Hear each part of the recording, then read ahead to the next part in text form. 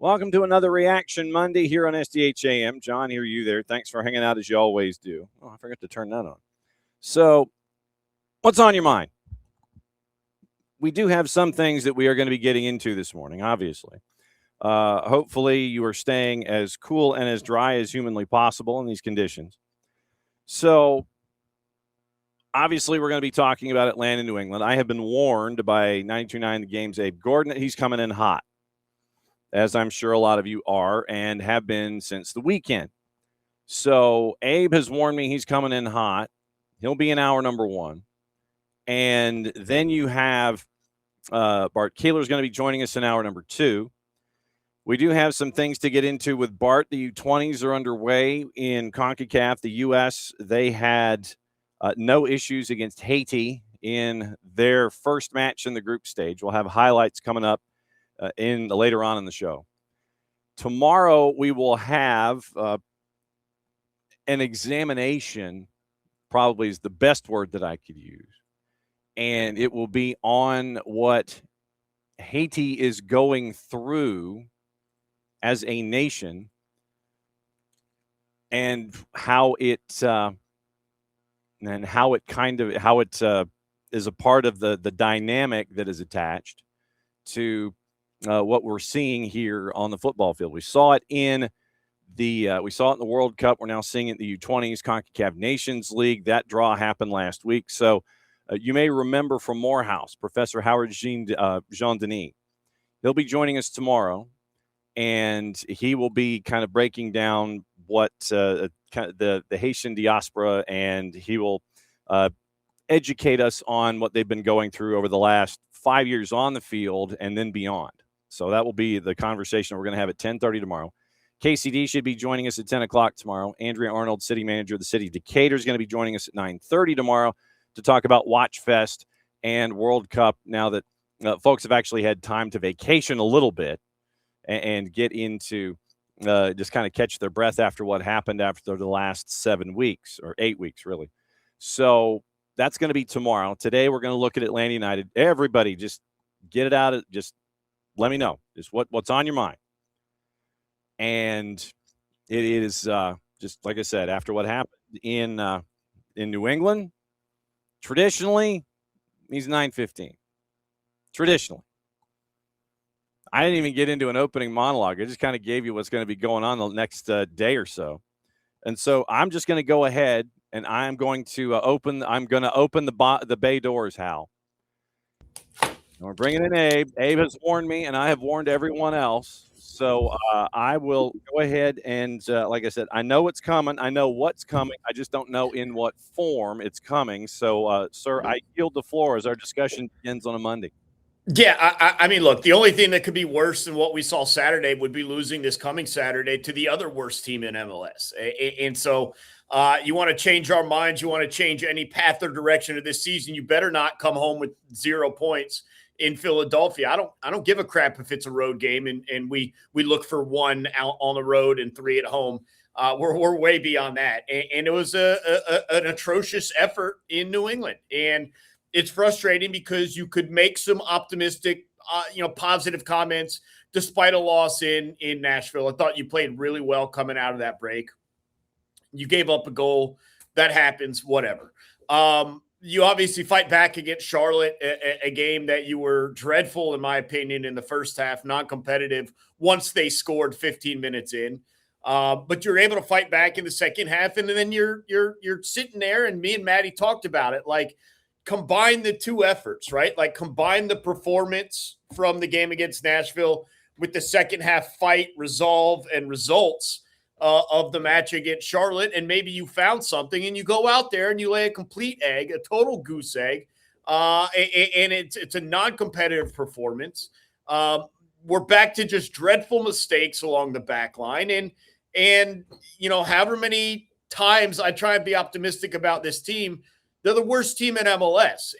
And we're starting to get now where it's not like just some crazy sample size or a lengthy road trip or anything like that. I understand that they're down some players in the back line due to visa issues, yellow card suspensions, injuries. I understand that they're down some players in the midfield due to injuries and upcoming due to national team duty. That's fine. That's all an excuse.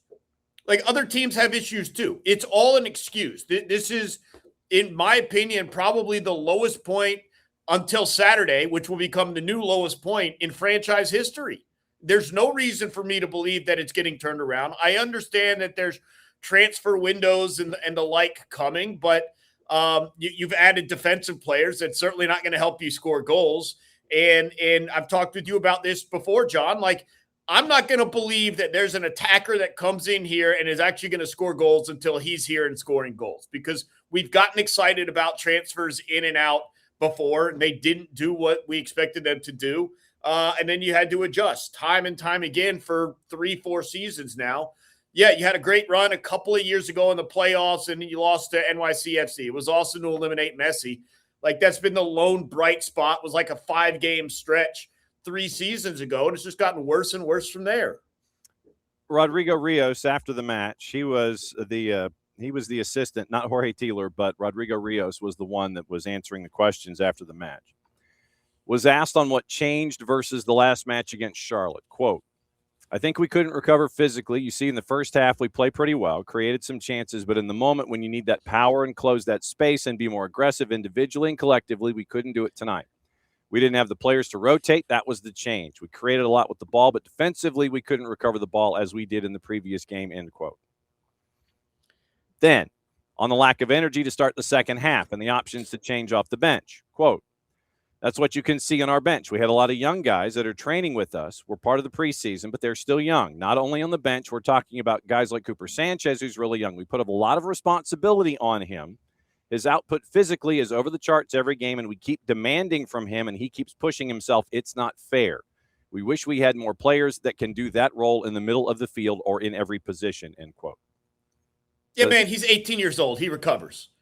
Like, I don't want to hear that. Like, if there's one guy that you can yell at me about, like, being overworked, it's not going to be the youngest guy on the team who's carrying no extra weight, not physically, certainly mentally and responsibility, sure, but if anyone is recovering in time from Friday, Wednesday, Saturday, it's Cooper. It's Will Riley. It's the youngest guys on these teams. And so, look, I understand their theoretical excuses here. But, like, we've had games where you had players that you could sub in. They're not good enough, and they don't come in and give any spark that you want.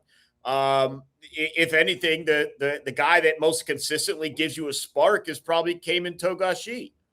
And so I'd like to see him start. No, I didn't see anything wrong with what Fafa Pico did, but, you know, I'm ready to see Togashi, and I don't care. The kid just woke up on 4 hours of sleep and scored a brace for the Twos the other day. Like put him in. Like, what are we doing? We can't score goals.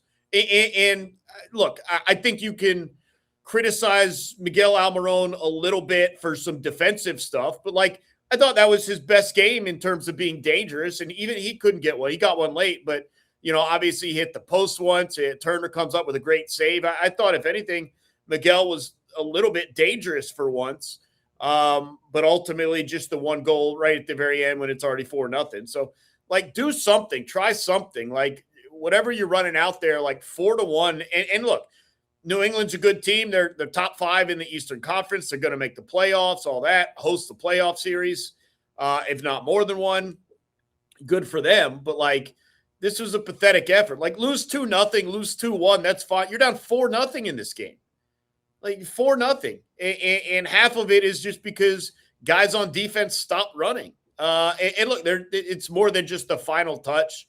That's critical, right? There's stuff in the midfield. There's turnovers that lead to it, all sorts of things. But, like, this was a pathetic effort. And it's fine if you have pathetic effort building after pathetic effort. What's frustrating is that this one came off of a good performance in Nashville, a recovery from down 2 goals against Charlotte, and you maybe wanted to argue that you were building something off of the World Cup break. That's gone. That's all gone now. You're halfway through the season, and the second half's going to be an absolute drudge unless you actually can get some transfers in here that are going to remake the attack, which, at this point, again, that's a tough sell until it's actually there. There have been reports, nothing concrete, surfaced again yesterday where it appears that West Ham may be interested in Latte Lot. They may be wanting to turn the interest in Latte Lot into a bit of a competition with Burnley in the EFL Championship. Burnley, apparently, from published reports overseas, is loaned with an option to buy, and West Ham apparently is wanting to add more money to the deal or something like that. And so once again, since we're here in this window and the folks in Europe, they've got a little bit of time, but not a lot, to figure out what they want to do. You've got Latte Lot, who did not make the trip. He's now part of discussions overseas. To your point, obviously, I know a lot of folks would be interested in seeing Cayman Togashi up top. I know a lot of folks would be interested in seeing Arif Kovac up top. There are a handful of players, and I mean, you could have this discussion with me or Maddie or Jason. You look at someone like an Andrew Hardinas. You look at Adrian Gill with what they've been doing in the midfield as the two midfielders in front of your back four. Cameron Dunbar is another example with the twos that has been doing really well. He had more of a free-floating role yesterday in the win over NYCFC2, but Dunbar traditionally on the left-hand side. I think that there is a case that can be made for bringing up the twos players, and Gill's on a first-team deal, so he wouldn't count on the short-term agreements, but it also reinforces the silliness of the short-term agreement rule. But I think that, you're getting to that point to where you need to see a Togashi. You need to see Fafa Pico starting regularly. You need to getting those regular reps to try and find someone out there that can get you the rhythm that you're looking for in and around the injuries and the injuries in the midfield and on defense and the ineffectiveness that you have currently in scoring. But I just don't know what the argument against it is. Like, you already know what you're getting from the guys that are out there. It's not good enough. You're not scoring goals. You're not breaking up transition plays. It's not good enough. Like, it's not going to get worse with the younger guys. And if it is, who cares? You lost 4-1. What is 6-1 that much worse than 4-1? You know what I mean? Like, well, let's find out. To your point, this is the other quote that was released from Coach Rios after the match. Why some of the players on STAs didn't come in the matchup in New England. Quote, "We brought those players because we don't have many others on the roster currently. We believe in the long term that they can help the team and we can develop those players. The travel experience being around the first team players is going to help them develop and get them ready for when we need them. We don't think it would be fair that in a game where we are down 2-0 to put the responsibility on those players and go on and fix the problem or solve what the main players or starters were not able to solve." And this is Rios again. "I think Tata is really mindful and how to handle the youth players coming to the first team, not only in training, but in games and when you can play them and not hurt them with the development." So don't put them in when you're down 2-0. Put them in when it's 0-0 at the start of the game. Like, right. And I understand what the suggestion is there, but again, like, are we such a bad organization that playing at the best level is hampering development? Like that's a problem if that's the true case. Because at some point you have to just be results are not relevant here, and I think playing at this level can help out more. And I think it's always a situation where you got 17 games left, right? You've got 17 played, 17 left. You can always go back on it and throw them back down to the twos if 4 or 5 games in it's really that bad, but. I mean, again, results-wise, you got 0 points here. You got 0 points at Nashville. Yes, you got 1 point against Charlotte. Like, I'm not really concerned about the results. I just want to try literally anything than what they're just throwing out there now, because you've been doing it all season. It hasn't worked.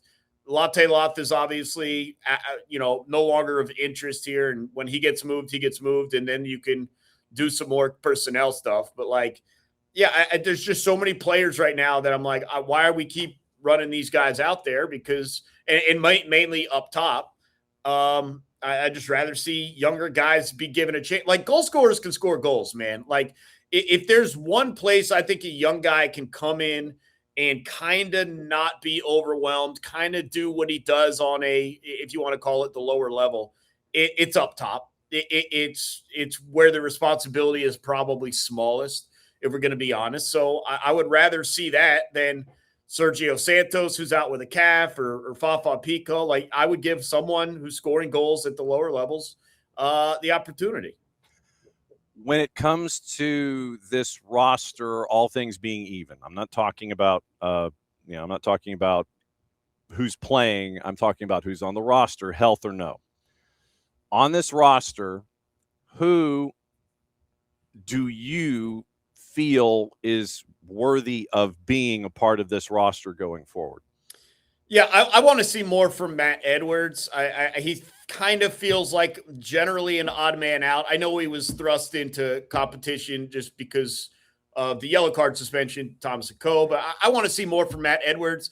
And there's a couple of places. You could do it as a center back. You could do it as an outside back. I actually think he could play in the midfield as well. And so I'm interested in that. Obviously, Cooper Sanchez is continuing. When Jay Fortune is healthy, there's that. I'm ready to go ahead and make a keeper change and get a look at Jaden Hibbert a little bit longer. The guys that are on the current roster, not short-term call-ups or whatever. I mean, that almost might be it. Will Riley needs something else. I don't know what it is. I don't know if just there's not enough support around him, but he's having a rough go right now. I don't know if there's a position change that would suit him better or what, but he's causing some issues there. So, yeah, I mean, Matt Edwards, Jay Fortune, Jaden Hibbert, Cooper Sanchez, I would start with those four. And then, yeah, I would make changes up top. This is not including like Alexi, who obviously has done the job, but just in terms of younger guys I'd like to see.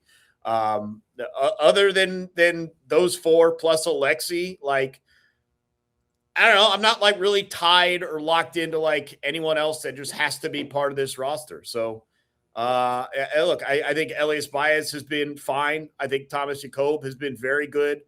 A mixed bag with the center backs, but it's not working. Like, it's just not working. And so it's just another season down the drain. This isn't the NFL. Like, being the wooden spoon isn't some great prize where you get the number one draft pick and you got a quarterback to lead your franchise. Like, it doesn't work like that. So there's not even a benefit to, like, quote, actively tanking, which is even sadder. Like, this team's not actively tanking. They're trying to win games that are just that bad. So I don't know how you turn it around. If you're going to turn it around, it better darn well be Saturday. Like, that team up there sucks. You suck.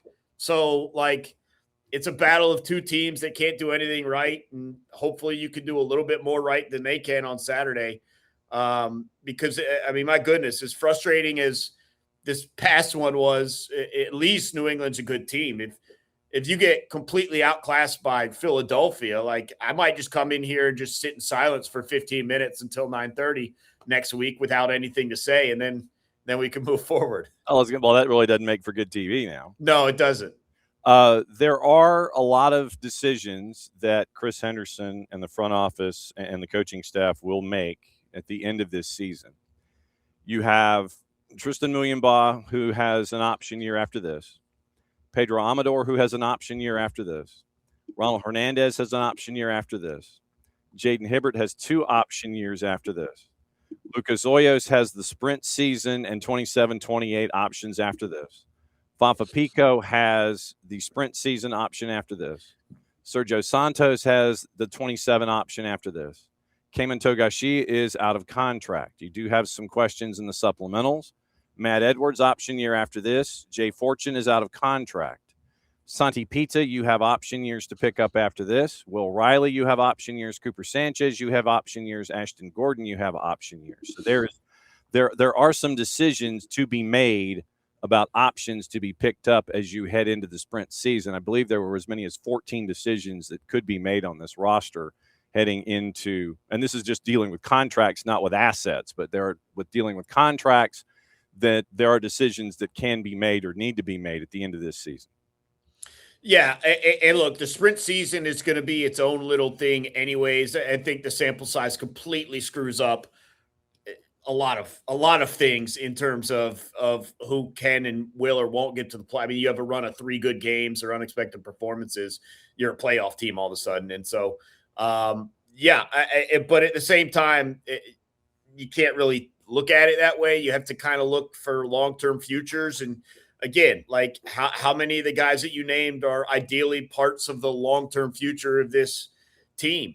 Again, no offense to Moyamba. I think last year and this year, he's taken major steps forward based on what we had seen from him earlier in his time with Atlanta United. But yeah, I don't know if he's still built for the long term. This is a midfield that is just not good enough defensively or offensively to support the attack or the defense. So I think you need major changes. And if Jay Fortune can't stay healthy, that's something else you got to look at, because this is a team that sorely needs him in his development. And it feels like year after year after, he's got, like, obviously he's not Ronald Acuna, but like it kind of feels like that. Every time you get a 2 or 3 game stretch from him, he's back out for a month plus. So he's got to stay healthy, or I don't know if you can consider him as reliable as you want him to be, because you do want him to be there for you. But again, we say it in every sport, the best ability is availability.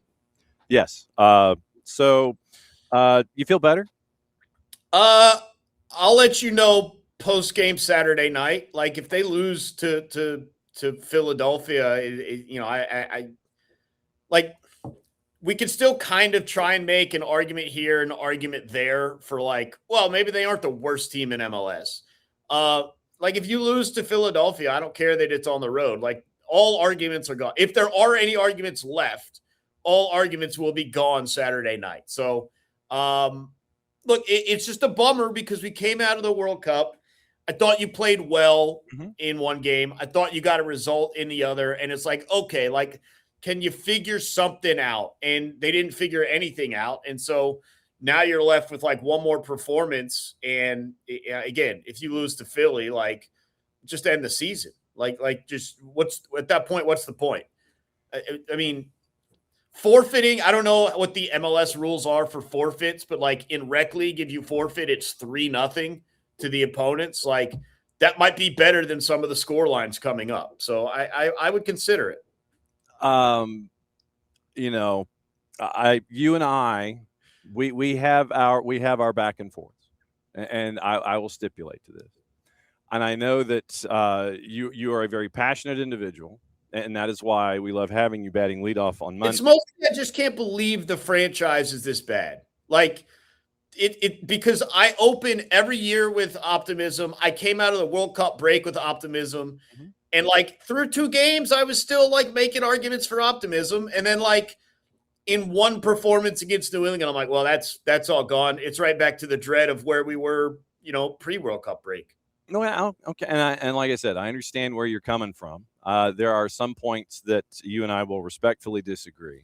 And that is why I have you in here to discuss this as one of the markers that we have when it comes to our opinions on a week by week basis. And I appreciate you coming in for the back and forth. And I appreciate you coming in here to defend your positions as you always do. Because if you and I went down the rabbit hole and it turned it into, the people's court, it would be 90 minutes and we'd be having these kinds of discussions. But I wanted to have you say the piece, and I think that your opinion is shared by a boatload of folks, especially those in the Twitch pitch. And that's why I wanted to have you. That's why I always enjoy having you come in here to bat leadoff every week, to get all this stuff off your chest, to help with group therapy, to help with Reaction Monday. Because I don't want you hanging on to that negativity, man. Just have it come out, and it's out there in the open for you. That weight is off your chest on a Monday. Yeah, and look, like I'm flowing with the tides. Like today was a bad one, Saturday was a bad one, and I think you can change things and make me feel different about the last 16 games if you do something here in this 17th remaining game against Philly. So like it's going to come and go, but like I can only analyze from like an analytical mindset for so much before like fanhood takes over, and I'm just suffering with everyone else. Unfortunately, we don't want to be like, that's the thing. none of us are, again, this isn't the NFL. You don't root for your team to lose because you get the number one overall. Like, no one wants to be in this position. No one's happy that Latte Loft isn't working out. No one's happy that, whatever the situation isn't going well or isn't performing at the level you wanted it to be. Like, no one here is happy about it. Like, we're all suffering for the same reasons. We just want this club to be competitive again. Like, obviously, when it was hot and rolling those first couple of years, like, it was unlike anything you had ever seen. But even the years after that, when you were still, all right, you're not, the team to beat here, but you're going to be a 6 seed and maybe you get hot there in the playoffs or whatever. Like, you can at least make arguments through the course of the year that there's something to look forward to. And now it's just like this, I hate to use the term, but it's like a 17-game death march until the season's over. Well, and that's the challenge that has been put forth by the front office and by the players themselves that you challenge on a daily basis up at the Children's Health Care of Atlanta training ground. What are you up to today? Are you just going to continue venting your spleen for the entire day? What's up? Well, luckily, Atlanta United is, as you might guess, not the largest part of our show. What? I know, it's crazy. One Atlanta team did actually win a couple of games this week, the Atlanta Braves, so we'll be talking about that. And then the other most frustrating team in Atlanta sports, the Falcons, they get training camp going this week. So we'll be up there Wednesday, Thursday, Friday. We'll let you know if there's a quarterback competition. I don't know what's going on with that. Hey, look, I've got Jalen Hurts starting as my fantasy quarterback, and I've got a couple, including one that is up there at the branch that is on my reserves just to get me reps and bye weeks. So trust me, I know of what you speak. Yes. So no, looking forward to it. And then we've got obviously pregame, postgame for Philly on the weekend. So we'll see if we'll see if the tone's a little bit different Saturday night. Roger that. All right. As always, my friend, great to see you. Proper hydration as always, and we will catch up with you when you want to crash the party. You got it, John. Have a good rest of the program. There we go. Abe Gordon, 92.9 The Game and the Odyssey app. And it's going to be Bart at 10, and it looks like our friend Tyler Terens from Big FOX is going to be joining us at 10:30. We tried to have Tyler on during the World Cup, and he had some family things that he needed to take care of. And as we always say around here, family is priority. So Tyler looks like he's going to be crashing about 10:30. So that's the rundown for the morning, and nothing like surprise guests as they come in and wander. So that's the rundown for the morning. All right, so let's unpack what Abe had to say about what he saw on the weekend. And I know that, like I said, I know that some of what he says is hyperbole. At least I hope it is. We are to the point in the season where, and I will disagree respectfully on a couple of points involving the game in and of itself, and the week, and especially the conditioning of an athlete 3 times. You know that Cooper Sanchez, and Cooper came up as part of the conversation, but playing at that level 3 times in 8 days is not the easiest thing in the world. And especially when you don't have appropriate recovery time to get everything back to square so you can go back and you can be an active part of a starting 11. So how are my days off? Abby, that's funny. That's good. But specifically when you are an athlete, the week I'm imagining went like this. You play on Saturday night. You are coming home late night, early morning Sunday. So if we go back, then you end up with a decent result. You end up with a good 80 minutes in Nashville, but you do not get you don't get any points from your efforts because of the goal that was scored with 10 minutes to go. So you come home late Sunday. Sunday is a recovery day. Then Monday it's practice. Then Tuesday it's practice and travel. Wednesday is match day. Then you turn around and come home again late Wednesday night. Thursday is a recovery day. but you are still in Charlotte because, remember, they did not come home. And this is, like I said, this is just this week. So any athlete that was attached to Atlanta United, you start with the match on Saturday, come home late Sunday, maybe do some recovery work, some light regen Sunday afternoon, Sunday night. Monday, practice. Tuesday, up to Charlotte late after practice. Wednesday, you're in town. You're kind of, waiting for match day to happen. Match day happens. You stay in Charlotte Thursday, Friday for practice, more like regen, video, practice. Then Friday, I believe you fly up to suburban Boston. You go in, you're there in Boston, and you end up Saturday, doing maybe walkthroughs and what have you in the hotel. And then you end up game, and then you come home, and you're home about 3:00 on Sunday morning. There's not a lot of time for regen and recovery. You're basically going on autopilot. And I'm talking just any athlete that was going for that full 90 minutes. But if you use Cooper Sanchez as your idea, he's still trying to get adjusted to being a starter in Major League Soccer. Yes, Cooper wants to play 90 minutes 3 times a week. That's who he is as an individual. He wants to be there for his team. You put me out there, I'll give you my best. All that. 90 minutes, 3 days, 3 matches in 8 days. Saturday, Sunday, Monday, Tuesday, Wednesday, Thursday, Friday, Saturday. So 3 matches in an 8-day period. Not a lot of regen that's attached to it when you're all on the road. So any athlete that was attached to it,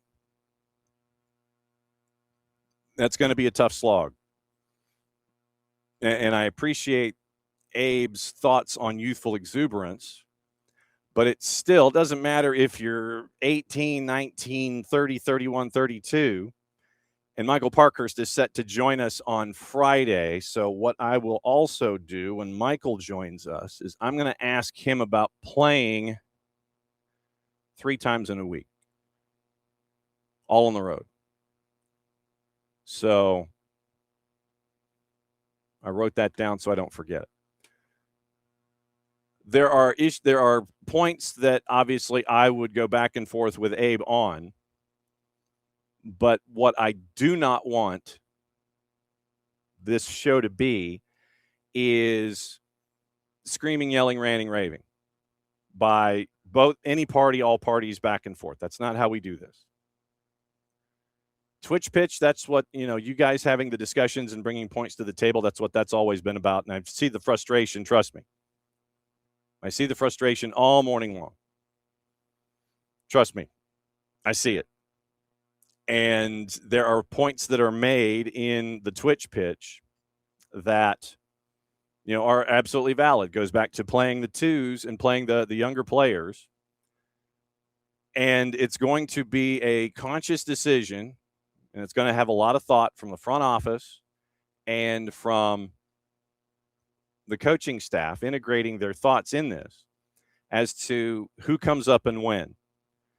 And you have to be careful because of the antique rules of Major League Soccer.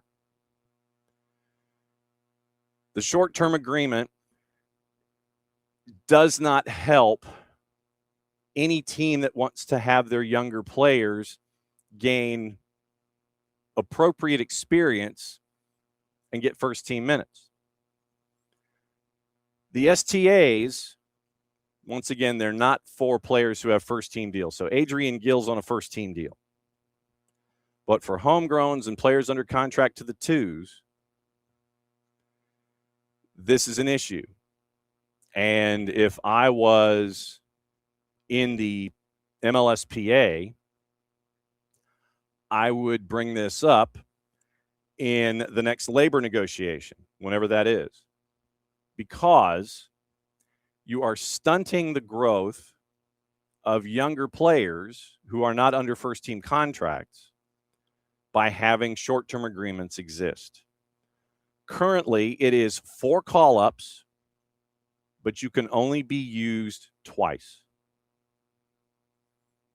which to me is counterintuitive to the idea of a call-up. Twice in a short-term call-up arrangement, a short-term agreement, you're basically bringing somebody up to sit just so they can be a benchmarker, basically. Hey, that bench doesn't look quite as full. Now it does. That's the STA. That needs to change. Needs to be more like what you see from the NBA, whether it's a 10-day contract or a 20 or whatever. Having an STA that is basically 4 call-ups and you only get to be used twice is disappointing. To have that as a rule when you have a team with injuries, when you have a team that doesn't have the depth that you currently need, yes, let's activate the short-term agreements on player A, B, C, and D. But because the STA is what it is, you only get to use them for two segments. And the upside in a call-up like this, because it is a 4-day window, is that you could use these players in this particular situation. If you have 2 matches in a 4-day stretch, it counts as 1 call-up. That's the only benefit in this, is that if you had a long road trip and you bring up player A and player B on short-term agreements, having them for that 4-day stretch of those 2 games on the road or 2 games wherever, that only counts as 1 against your number. You need to have a mechanism in place. Warning 4 card. You need to have a mechanism in place where you can have individuals available to you where they can actually go out and learn. They can actually go out and perform. And who knows? If they're offensive, they might get a goal for you. They might get their first professional moment. If they're on defense, they might make a late match save to preserve points or, one way or the other. But right now, the short-term agreement is counterintuitive to having younger players, A, available to you, and B, having them getting the chance to learn on the first team level. So if one of the things that I would look at in a new CBA, and I'll say this right now, whenever that new CBA starts for negotiations, you got to fix the short-term agreement idea. And that was why I also wanted to bring up the idea of what Rodrigo Rios brought up in post-game about not sending, younger players out there and it being, 12 minutes. If you're down 4-0, you go out there for 12 minutes. And if you get goals scored on you or you make a mistake, then it gets compounded mentally and it might affect you longer term than just being out there and getting, hey, here's your MLS debut. So biggest thing for me in all of this that I have discerned is that you've got to fix the STA. Make it a 15-day DL kind of a comparison. Make it a 30-day DL kind of comparison in Major League Baseball, or do something like they do in the NBA. You cannot continue with this because all you're doing is stunting growth and just turning these folks into seat warmers, basically. 2 out of the 4 times they get called up on short-term agreements. So playing into that notion, not wanting to have players come in late, but once again, to Abe's point, go ahead and bring in a Cayman Togashi. I'd like to see what Cayman can do. Cayman is in a contract year. Have Cayman Togashi go out there in a contract year, and then we can sit there and make a decision on quantitative decision on minutes. And if he's not an MLS starter, can he be an effective player on a roster at his position? You bring up an Arif Kovac, but he would once again fall under the notion of the short-termers. And so you'd literally, and to one of Abe's points that he made, you can't just bring everybody up en masse. You can't, if they're not on a first team deal, then it falls under short-term agreements. And if you're either out of short-term agreements and, you have to be able to juggle the short-term agreement with first-team players under contract and figure out who can be used under what situation that would benefit them the most and benefit Atlanta United. So I guess that's something akin to opening kickoff. Something akin to opening kickoff. Brought to us by our friends at Black Pitch Coffee and blackpitchcoffee.com. Starting your day with the most important stories of the game. The right way to start your morning. Black Pitch Coffee, part of the SDH community, showing up at events all over Atlanta, trying their home blend made with beans from Brazil, Guatemala. Heavy body, notes of walnut, semi-sweet chocolate, and a rich world-class finish. Opening kickoff powered by Black Pitch Coffee and blackpitchcoffee.com. Things to monitor this week. Obviously, Stian Gregerson went down in the second half, so we'll keep an eye on that. And once again, decisions at the back because of it. What would the health status be? And you're also monitoring an AME high and red cards. You did not have Tomas Sarkob available to you because of yellow card accumulation. And so you have all of these things come together and slide into the lineup that was put forth in New England. New England's only lost once this season at home, 7-1-1 going into the matchup with Atlanta United. And it has always been tough sledding for Atlanta up there. Traditionally, they haven't scored a whole lot of goals in New England, in Foxborough, going up against the Revolution up there. It's traditionally been 2-1, 3-1 matches if you look at the history of the matchups. So for Atlanta United, traditionally a tough place to play, compounded by third match in 8 days. And then you look at who's available for you for one reason or another. Obviously, the Carlos Gil continues to be, I think he's 7 goals and 5 assists in all of his matches against Atlanta United. And this is from my perspective. We'll go through the goals. Carlos Gil, to me, in that first one, I think Lucas Hoyos was screened because of the 4 or 5 players that were in front of him, and he's trying to pick up Carlos Gil as Gil's going to his left. I don't think he picked it up until it was too late because he was screened. The Turgeman goal, I think that the ball, as it was sent in the 18 from Peyton Miller, it looked like Fafa Pico had a slight deflection, but either way, Turgeman got to the ball before the defender did at the near post and got it past Hoyos. The third goal with Miller, what was the third goal with Peyton Miller? I'm trying to remember the third goal off the top of my head, and it's fading on me, and I can't remember it. But the fourth goal was the Brooklyn Reigns goal, where he combined with Jackson Ewell, and literally there was a boatload of space between 2 defenders as Brooklyn Reigns had a lot of room to come in to about 30 yards away from goal, dropped it off to Ewell, and then found space between 2 defenders. Ewell placed the pass, and it was past Hoyos for 4. So that was the 4 goals. Like I said, the Peyton Miller goal is one I cannot remember off the top of my head, but that was the pass. Cooper's trying to start something, and it was a bad pass. And so then it was a quick transition opportunity for New England, and they scored. So those were the 4 goals.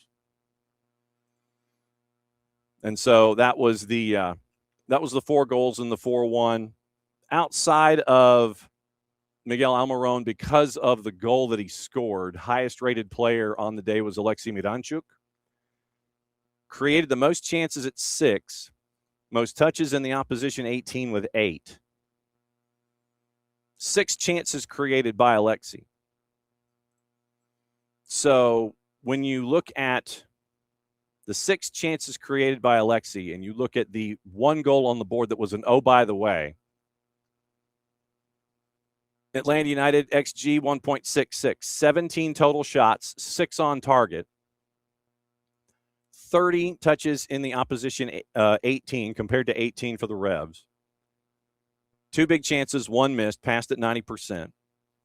17-11 in shots, 6-4 off target, 6 shots on target, 5 blocks, 1 hit the post, and 10 shots inside the 18, 7 outside the 18.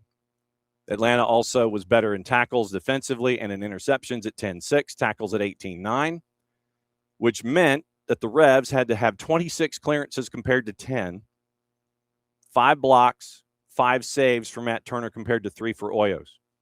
They also won 42 of 76 of the duels on the day. Obviously, the highest-rated player, Carlos Heel, at an 8.5. Yusuf also had an 8.5. And like I said, Miggy was the highest-rated player for Atlanta United at an 8.3, and Alexei Miranchuk was at an 8 even. But you look at those numbers, and it goes to a larger problem. If you have 17 total shots, 6 on target, almost twice as many opportunities, it's like I think 40% more, 30% more. 30% more touches inside the opposing 18. 1 big chance missed, and I'm guessing that's when Miggy hit the post. You have all of that, and you have an oh, by the way, to show for it. That, to me, is the larger issue here. Once again, with Atlanta United, looking at the numbers on the board. Defensively, Atlanta United this season in Major League Soccer is not the worst defense in Major League Soccer when it comes to goals allowed. They're pretty much middle of the pack. They've only given up 30 goals in 17 games. They've only given up 30 in 17 games. Let me count how many other teams have given up more goals than Atlanta United this season. 1, 2, 3, 6, 7, 8, 9. So 9 teams out of the 30 in the league have given up more goals than Atlanta United. So I view the issue, obviously, more up front than I do at the back. And I know that Lucas Hoyos has caught a lot of slings and arrows this year, but he's also kept the team in a lot of games and made a lot of saves that probably have not been made by other keepers. But the issue that we all have had in looking at Atlanta United is the offense. Alexei Miranchuk can create all day long. 6 opportunities created once again. Created the most chances in this matchup at 6. How many goals ended up in the back of the net? 1. By the way, from Miguel Almiron in the 85th. So right now, Atlanta United has the worst offense in Major League Soccer. Kansas City has scored 18. Seattle and Minnesota have scored 19, but they also have given up less goals. They're within 5 goals either way of margin. Seattle's given up 20, Minnesota's given up 24, but they've both only scored 19. So Atlanta United has the worst offense in Major League Soccer right now in terms of productivity. One of the things that I will look up this week is chances created, probably leading into the Philly game. Let me write that down so I don't forget. Chances and chances created for Atlanta United. That's going to be one of my homework assignments this week as we get ready for Philly. I would posit that there are more issues, obviously, and it's like, G. Nelson, you're real obvious. The issues are on offense more than they are on defense. Getting the ball in the back of the net, having folks up top to score. 2 of your 3 big guns in your DPs are not producing. Your third is trying. He's busting his ass. But as the creator and the point guard in all of this, and trying to basically put the team on his back at points, 2 of your 3 DPs have not been producing.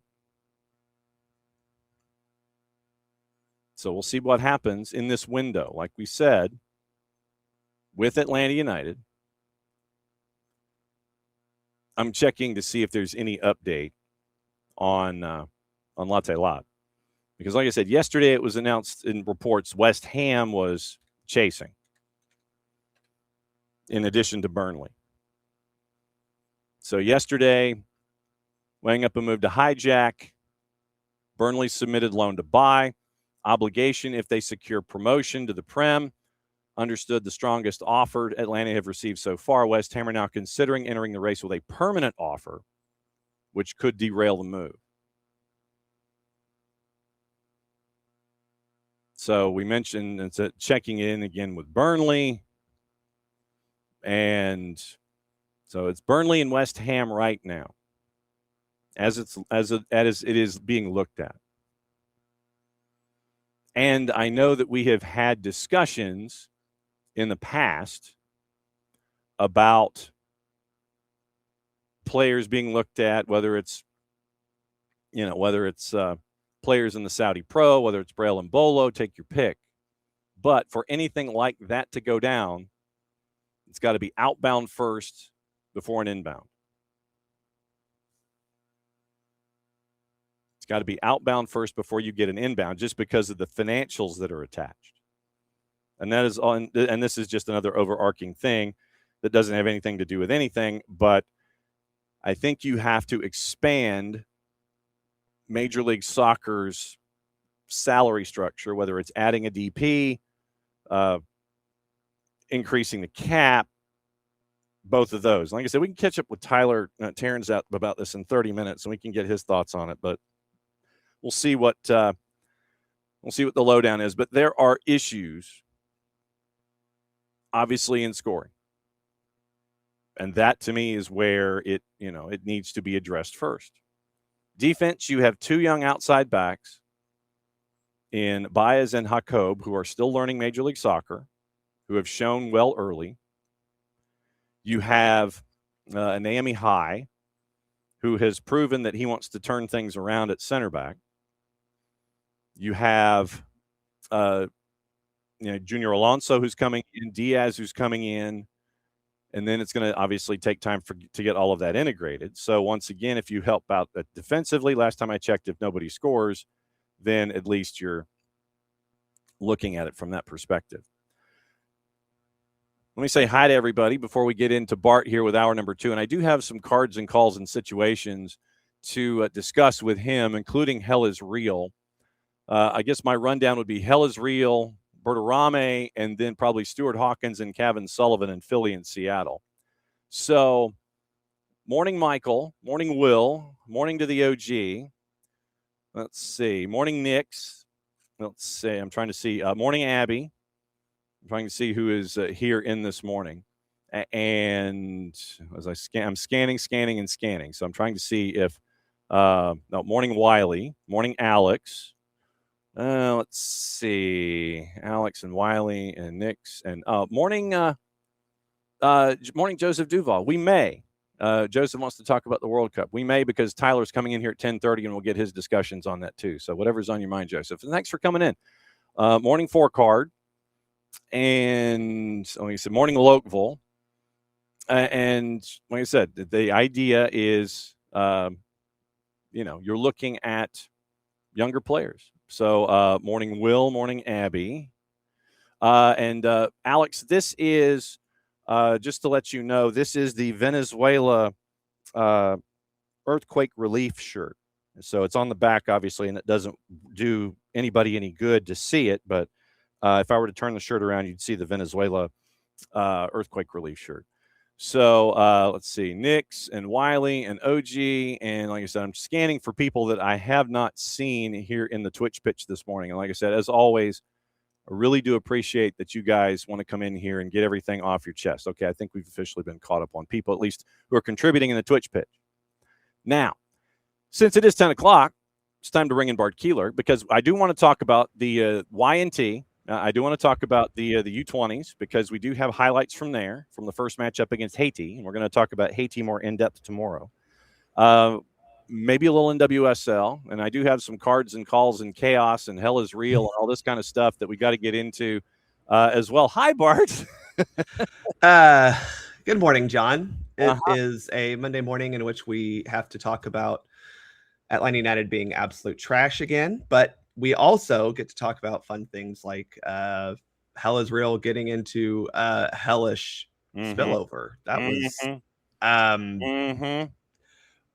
look, I think we forget that tempers run hot in a rivalry match because when you have two teams that are actually competitive on the field, temperatures do spill over. We haven't seen a competitive team on the field in about 5 years, so we're not used to it. But there it is. When that happens, sometimes the locker room scenes then get a little heated as well. Yes, that is absolutely true. So I'm going to play a little bit of that ending, courtesy of our friends at Apple TV and Major League Soccer. And it is Jake and Taylor on the call. Here's the tail end, and I think it starts with the Dato Valenzuela outburst. A red card has been shown to Dato Valenzuela. So initially the yellow was out. It changed to a red, whether that's for something else that happened or for that initial kick out. But there's a lot for Alan Chapman to sort through and deal with right now.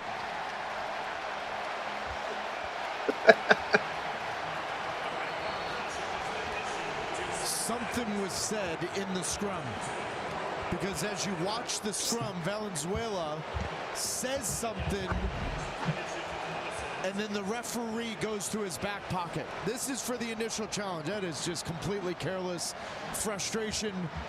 The fact that he's even arguing anything. But that challenge to me isn't a red card challenge. Not for you. No. Okay. So something happens, because in the scrum, the referee right here goes to his back pocket. He's right next to him. He's hearing everything. He goes to grab the red card. Anunga's close to him. It falls out of his hand. He grabs it. There's the red card. Now, only he would be able to tell us if it's for the challenge or something that was said. But either way, Dato Valenzuela completely lost the plot. That kick out, he wasn't going for the ball. No, listen, you could 100% convince me that that is a red card challenge. My initial reaction was, that's not a red. Fair. But you can absolutely convince me that it was completely careless, endangered the safety of the opponent, and that's how it's going to end. Yeah. Now you see players sprinting to the corner. Oh yeah, Mohamed Farsi was going to run for Dato Valenzuela, and the player stopped him. Yeah, he's saved by his teammates from something that could get really ugly, and it is continuing down into the tunnel. Yeah, it did, by the way. It did. If you follow on the Twitters, WBNS TV in Columbus, Ohio, Adam King, he's their sports director, at Adam King 10 TV, 10 TV. He was in the underpinnings of the building and caught about a good 45 seconds of a lot of jaw jacking back and forth. First and foremost, for me, Dato Valenzuela, that was a red. I mean, that's just in looking at it. Yeah. I mean, it was you're going after Taha Habrun, and that was dead red to me. That's what that was to start things off. Yeah, I think that is an easy red card, in my opinion, for a couple of reasons. One, it's not like this had been a nice, friendly affair before this, right? As I mentioned, this is a rivalry match. There were some heated moments, especially looking at, Cincinnati, who have always shown grace in these situations as we have come to know them. Especially, and I think there are some legitimate frustrations, from how they played. Obviously, Cincinnati's winning because of a penalty kick, a very valid penalty kick. But I get it. You go through the whole second half, you don't find the equalizer, you're frustrated. In this moment, though, as a referee, you have to kind of also think, all right. I mean, this was given at 90 plus a couple. Yeah. That is a very great time to give a red card, if I'm going to be real honest, because it has no real effect on the match.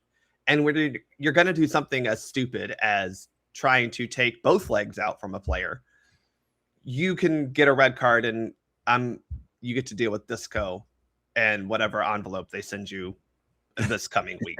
So I think Chapman, I do think he was going to give a red card initially. I think he was going to his back pocket, which is typically where referees keep their red card. Not me, most of them. I don't know for sure, but he does get a straight up red card for something, be it the kick out or then an ensuing word or 5 that he may have used. Yeah, but that's crazy. I believe there was having something to do with horse hockey that was attached. Something as a part of his outburst, and the initial incredulity from Dado Valenzuela is like, what? And I'm like, nah, fam, that dialed you up. That was easy. The players who very clearly and obviously do a bad thing, who then claim innocence. Well, he must have learned from Matt Miazga. That's all I'll say. I mean, I don't know what kind of pizza Dado Valenzuela likes, but maybe you can get that figured out too. And then it goes into the tunnel, and it was Let's first start, John.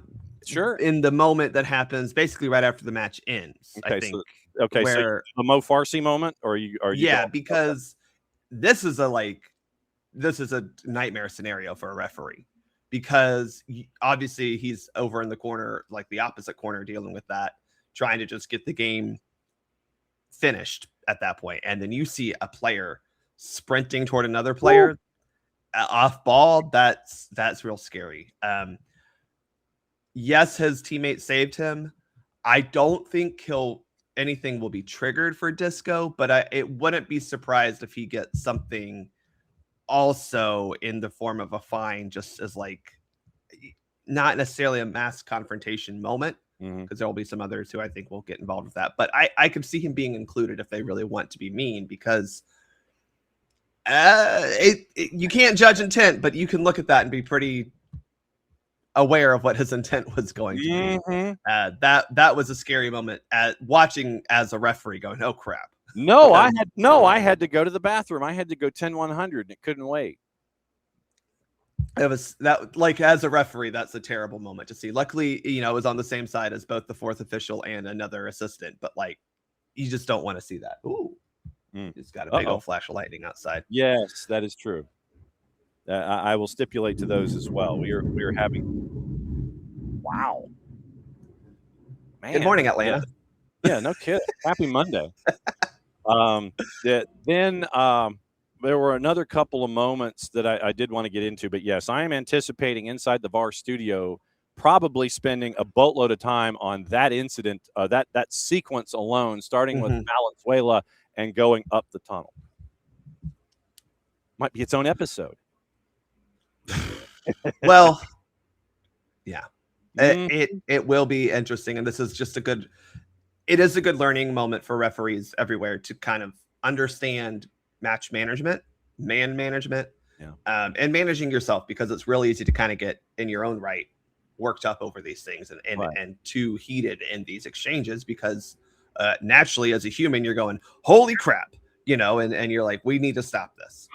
Okay, so then you and we talked to Kevin Hewitt about this, but I wanted to get your thoughts on it as well. When it comes to managing your emotions, how difficult is this to be almost, and I don't want to use the word robotic, but analytical when it comes to activity going on in front of you, so you don't become overly emotional and are trying to navigate what's going on and do it in a way that is befitting of an on-field official?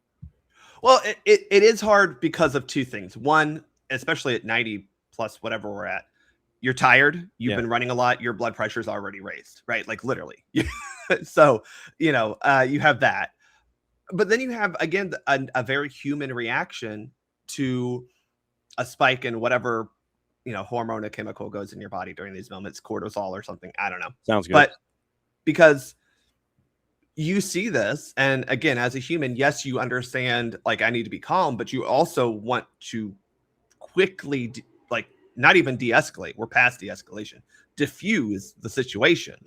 And so you want to act quickly, you want to act decisively, and you oftentimes have to get a little of a raised voice, of a little bit of a heated tone, because people need to know you're serious. And so that can tip things over the edge even more. Or it can, depending on the players, it can kind of snap them out of it and go, oh, my bad. Like if you use a dad voice, like I think some people do, or mine is my lifeguard voice, where, it's very much a, hey, you stop that right now, which I've done a couple times in these situations. It does kind of recorrect the situation.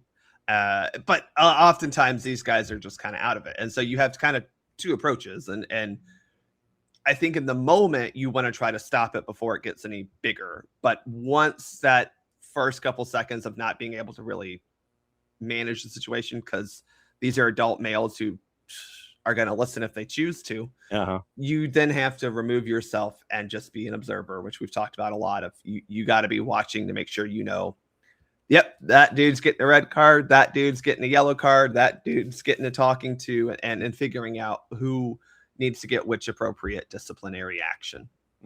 Tyler Terens set to join us in about 20 minutes. Then let me ask you this.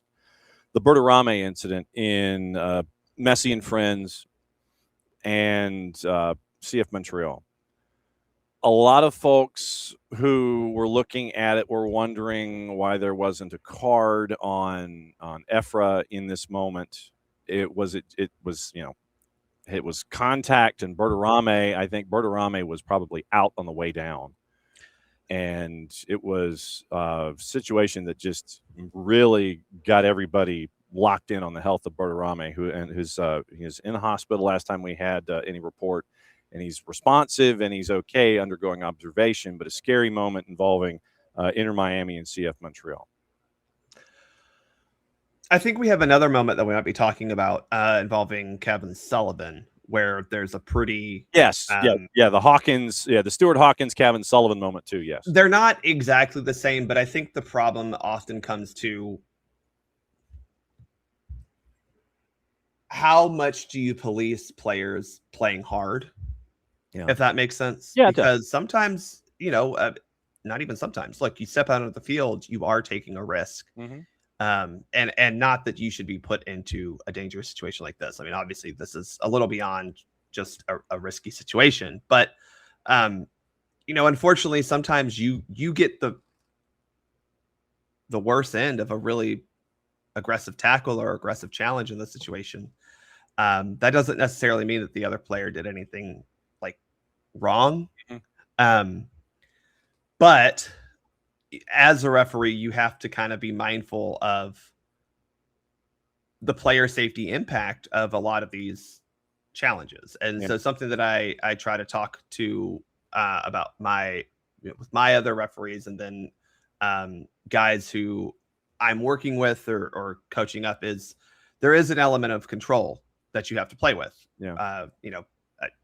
I use basketball as an example a lot of times in my instructions because there are a lot of similarities, but there's a player control foul in basketball, right? Like an offensive foul is often, the player control foul. Right. And you do have a responsibility to take care of your opponent. Like literally our first level of foul is a careless foul, right? So when you're not acting with care, and when you're coming into a challenge with, it's, to be fair, reckless abandon. I think that's kind of where it's okay to say, like, it's not a bad thing that Efra goes in hard, but there's a level of you have to be aware that this is putting someone else possibly in danger. Yeah. But you don't want to alter your playing style.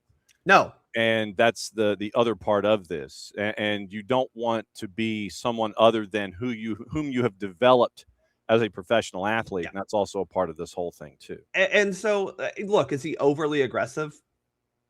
Sure. But that's Efra. But I look at the challenge and I just go, okay, well, yeah, he's going for the ball. Mm-hmm. Is he being possibly over aggressive, going in hard for a challenge? Sure. But it's also not like he ran 20 feet, jumped in the air, flew 20 feet more, and then, took him out. It's a pretty normal-ish, challenge for a ball in the box. Yeah. He unfortunately, the attacker is the one who comes up worse. And this happens in this sport. Mhm. Again, as the referee, you have to manage the player impact part of these things. And Right. when someone goes down injured like this, there is an automatic cry. Not that there's not always an automatic cry from Miami when anything happens, but there's going to be an automatic cry from the attacking team or the opponent or the hurt player's team for some sort of immediate justice. And you also have to manage that because, again, this is a harsh challenge. I think that's fair to say. He goes up tall and strong and takes a guy out. Yeah.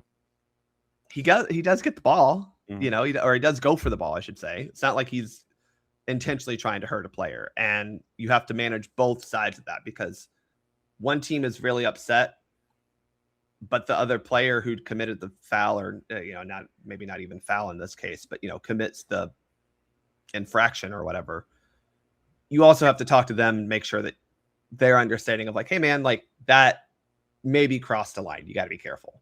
Yeah. So this is one of those tightrope situations where it feels really bad, but that doesn't mean it is bad, but it doesn't mean that it's not something you have to address, because if you don't, then you're looking like you don't care about player health and safety. Right. Then the Seattle Philly moment with Hawkins and Kevin Sullivan. What's stuck in your mind there? Well, I think what stuck is Kevin Sullivan's ready to fight, and I think I appreciate that. Someone needs to be able to fight. Lord knows we didn't have any fight from Christian Pulisic this summer, so that would be good to have. I think that was a little bit more of an escalated, like, hey, bro, what were you doing here? I was a little shocked this wasn't a yellow card. I'll be real honest. I know Hawkins does win the ball, but as I've said, I don't even know how many times to other people, just because you win the ball, it doesn't mean it's not a foul. Yeah. And this kind of goes into that like reckless, I think, category of play. I mean, he was coming through and he didn't care who was in front of him. He was winning that ball, which is not a bad characteristic of a defender. Let's be real honest here. Like, that's fine. You just also have to understand as a defender that when you go in hard to a challenge like that, you might get punished. And it looks bad for sure. I think it looks bad more because, again, different to Ephra, there was momentum and build up and an approach to this challenge that to me felt reckless, to just be blunt. This does not feel like, oh, well, two guys went up for a header and one got the worst in. Okay. This felt like a guy kind of running through a challenge that maybe shouldn't have been acting with such abandon. Okay. I'm trying to see if I've missed anything else. Did I miss anything else? I'm glad you brought up Hawkins and Sullivan because I did have that on the list. I wish I should have tried to jump in on Friday because I think we had a lot to talk about with our midweek match involving a certain referee. Oh yeah. Yeah. Okay. This is where I think he was very inconsistent and had a very off night. Inconsistent in the Atlanta Charlotte match. I think that's fair to say, right? That's inconsistent. I appreciate your wording there. I think we all rightfully have questions about Charlotte's first goal. Mm-hmm. I have questions about how we got to a Will Riley yellow card. I have a theory, so I do want to share my theory, John. Okay. And I haven't read anything about this, but it is possible that Serhii Boyko noticed the foul and was planning to give a yellow card for a reckless foul.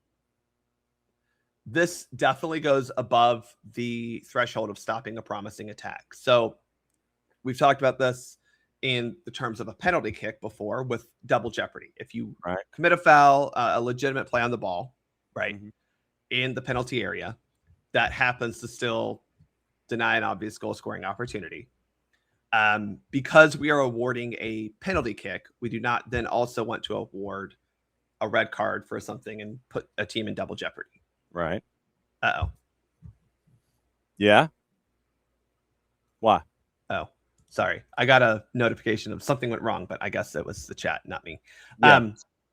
So we also apply double jeopardy to stopping a promising attack yellow cards in the sense that if you're making a legitimate play on the ball in an attempt to stop a promising attack or in the act of stopping a promising attack, but we play advantage, we're not really supposed to go back and give a yellow card for stopping a promising attack.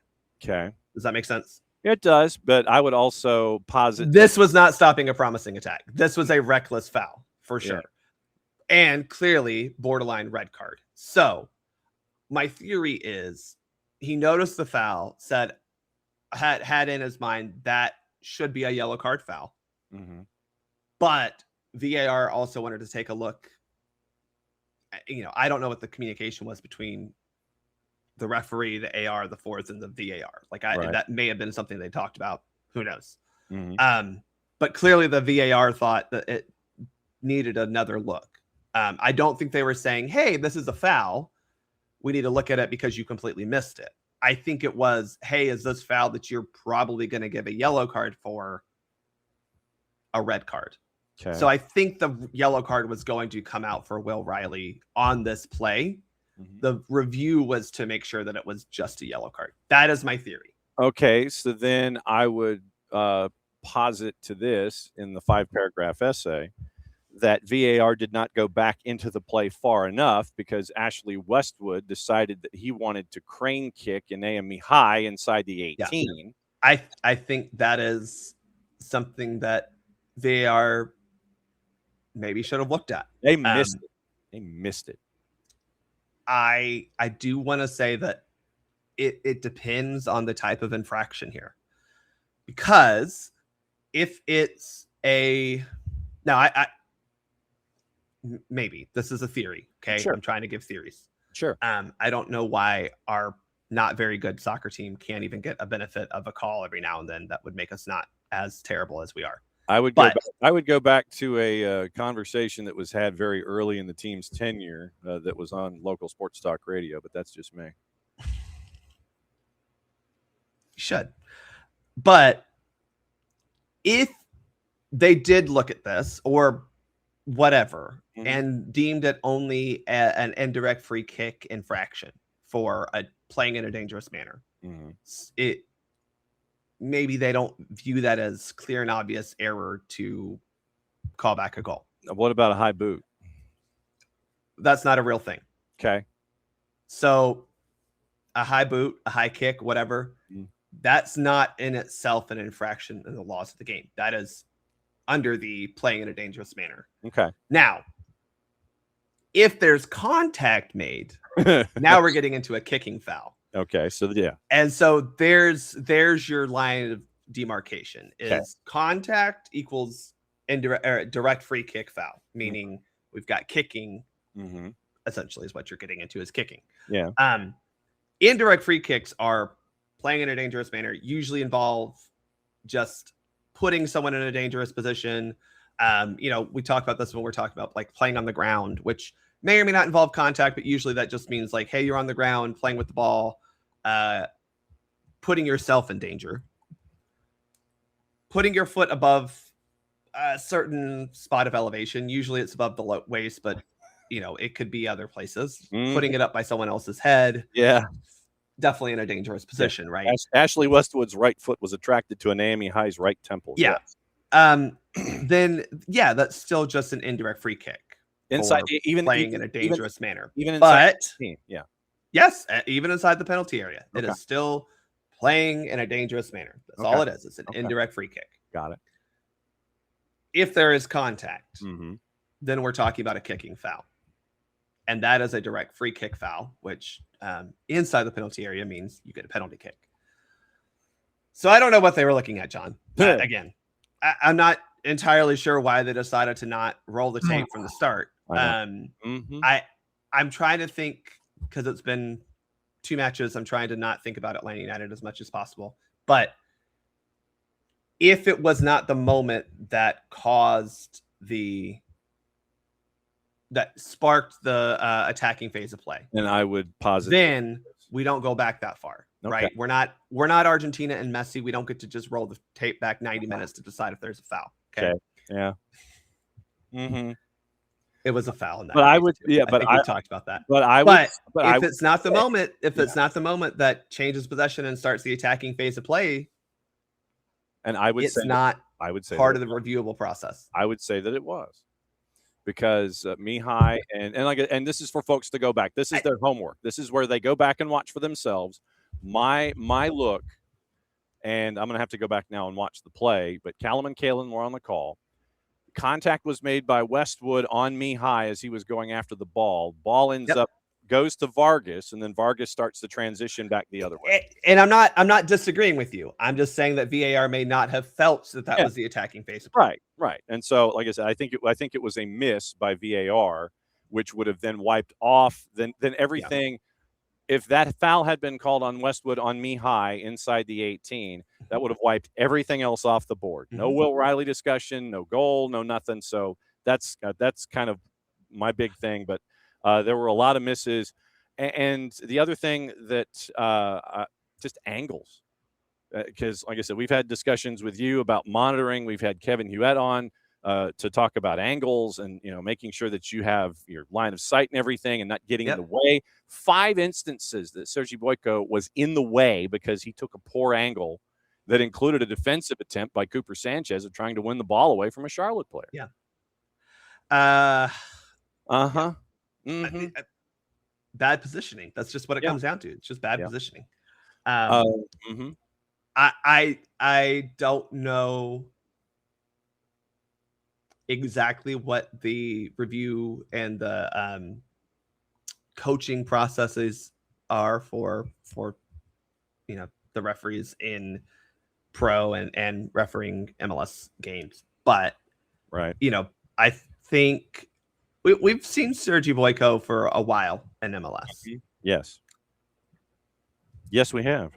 I would wonder how long that while is going to last. Let's just put it that way. And nothing against him, but maybe a little bit. But eventually things slow down. And that will then affect the rest of your positioning if you're not used to it. Yep. So let's see. U20s are now underway, and we didn't even get to talk about them. No, it's a 3-0 win over Haiti in match number 1. Should have been more. I think that's fair to say. Probably should have found in the back of the net once or twice more. Okay.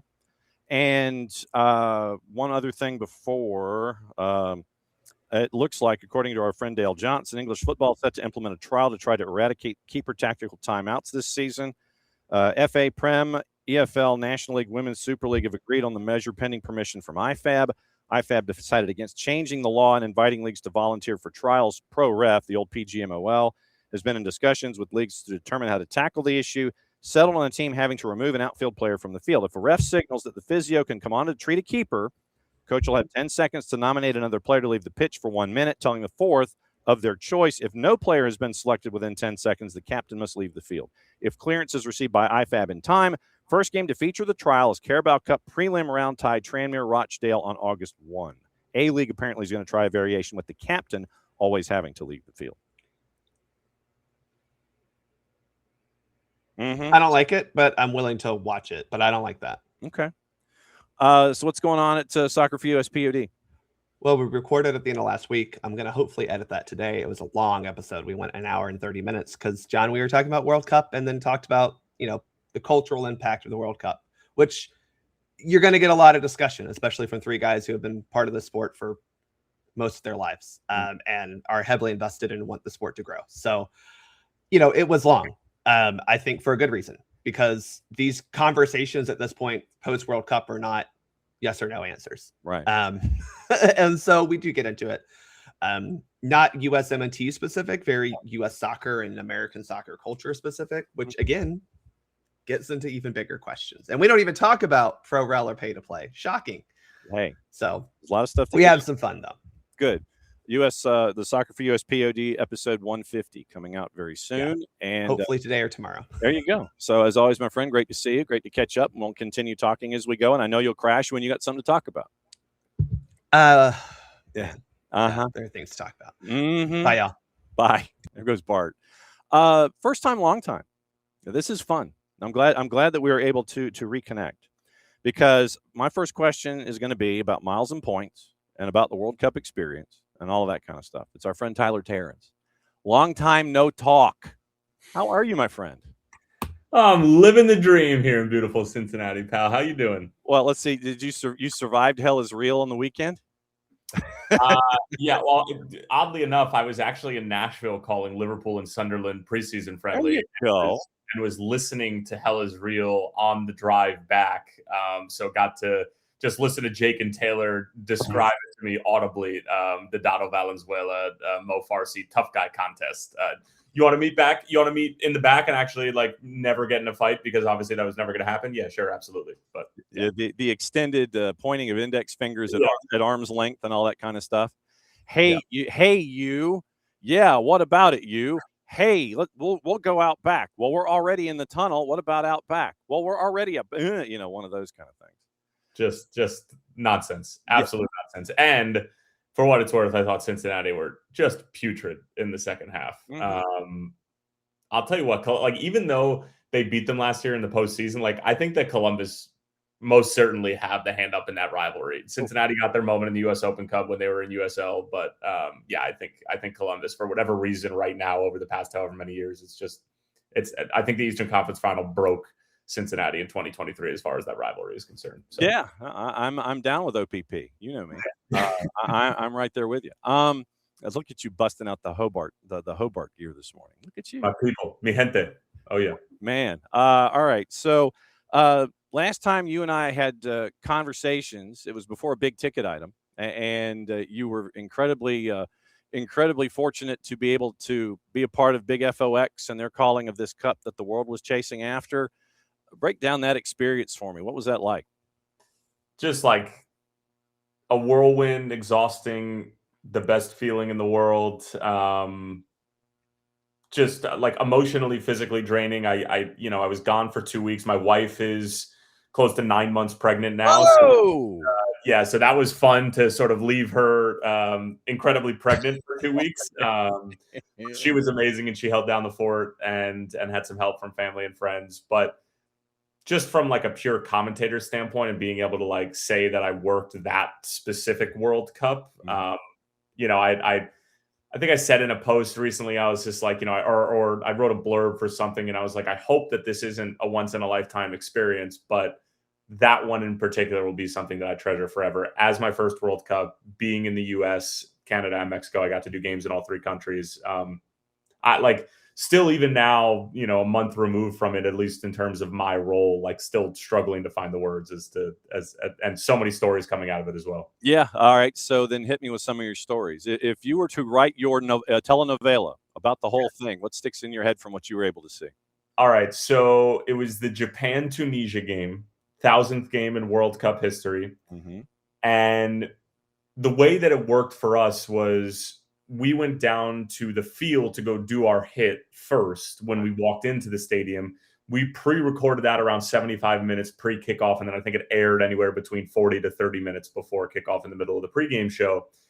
So we go to do our hit. We're walking back up, and we don't go to the commentary position beforehand. That's the first time that we're seeing it. So we get up there, and there are no fewer than 7 different Japanese outlets, whether it be TV or radio, covering the game. One of the main Japanese television outlets has happened. They sit right next to us, and Monterrey was, an open air media tribune, right? So there's no little booth that I have like we had in Seattle or Vancouver. And I sit down at the commentary position, and mind you, we're 45 minutes to kick from this point in time after we record our hit. And I sit down, and they have like a camera, but a massive camera that looks more like a satellite than anything. And I sit down, and it's blocking half of my vantage point of the field. The entire left-hand side of the field is blocked. And our tech guy, I looked at him, and he was like, this was like our second or third game in Monterrey at this point in time. And we looked at each other, and I was like, dude, I was like, what is this? Mm-hmm. And he goes, I've been battling with them for the past 3 hours. Like it ain't moving. Wow. And I was like, okay. So then we get to kickoff and I'm trying to figure out what I'm doing. I'm like, I'm standing up for the whole game. Right? Standing up. Yeah. I usually stand up anyway, but because it's a media tribune and like I had already done a couple of games, I was like, I'll sit. I want to be respectful of people behind me.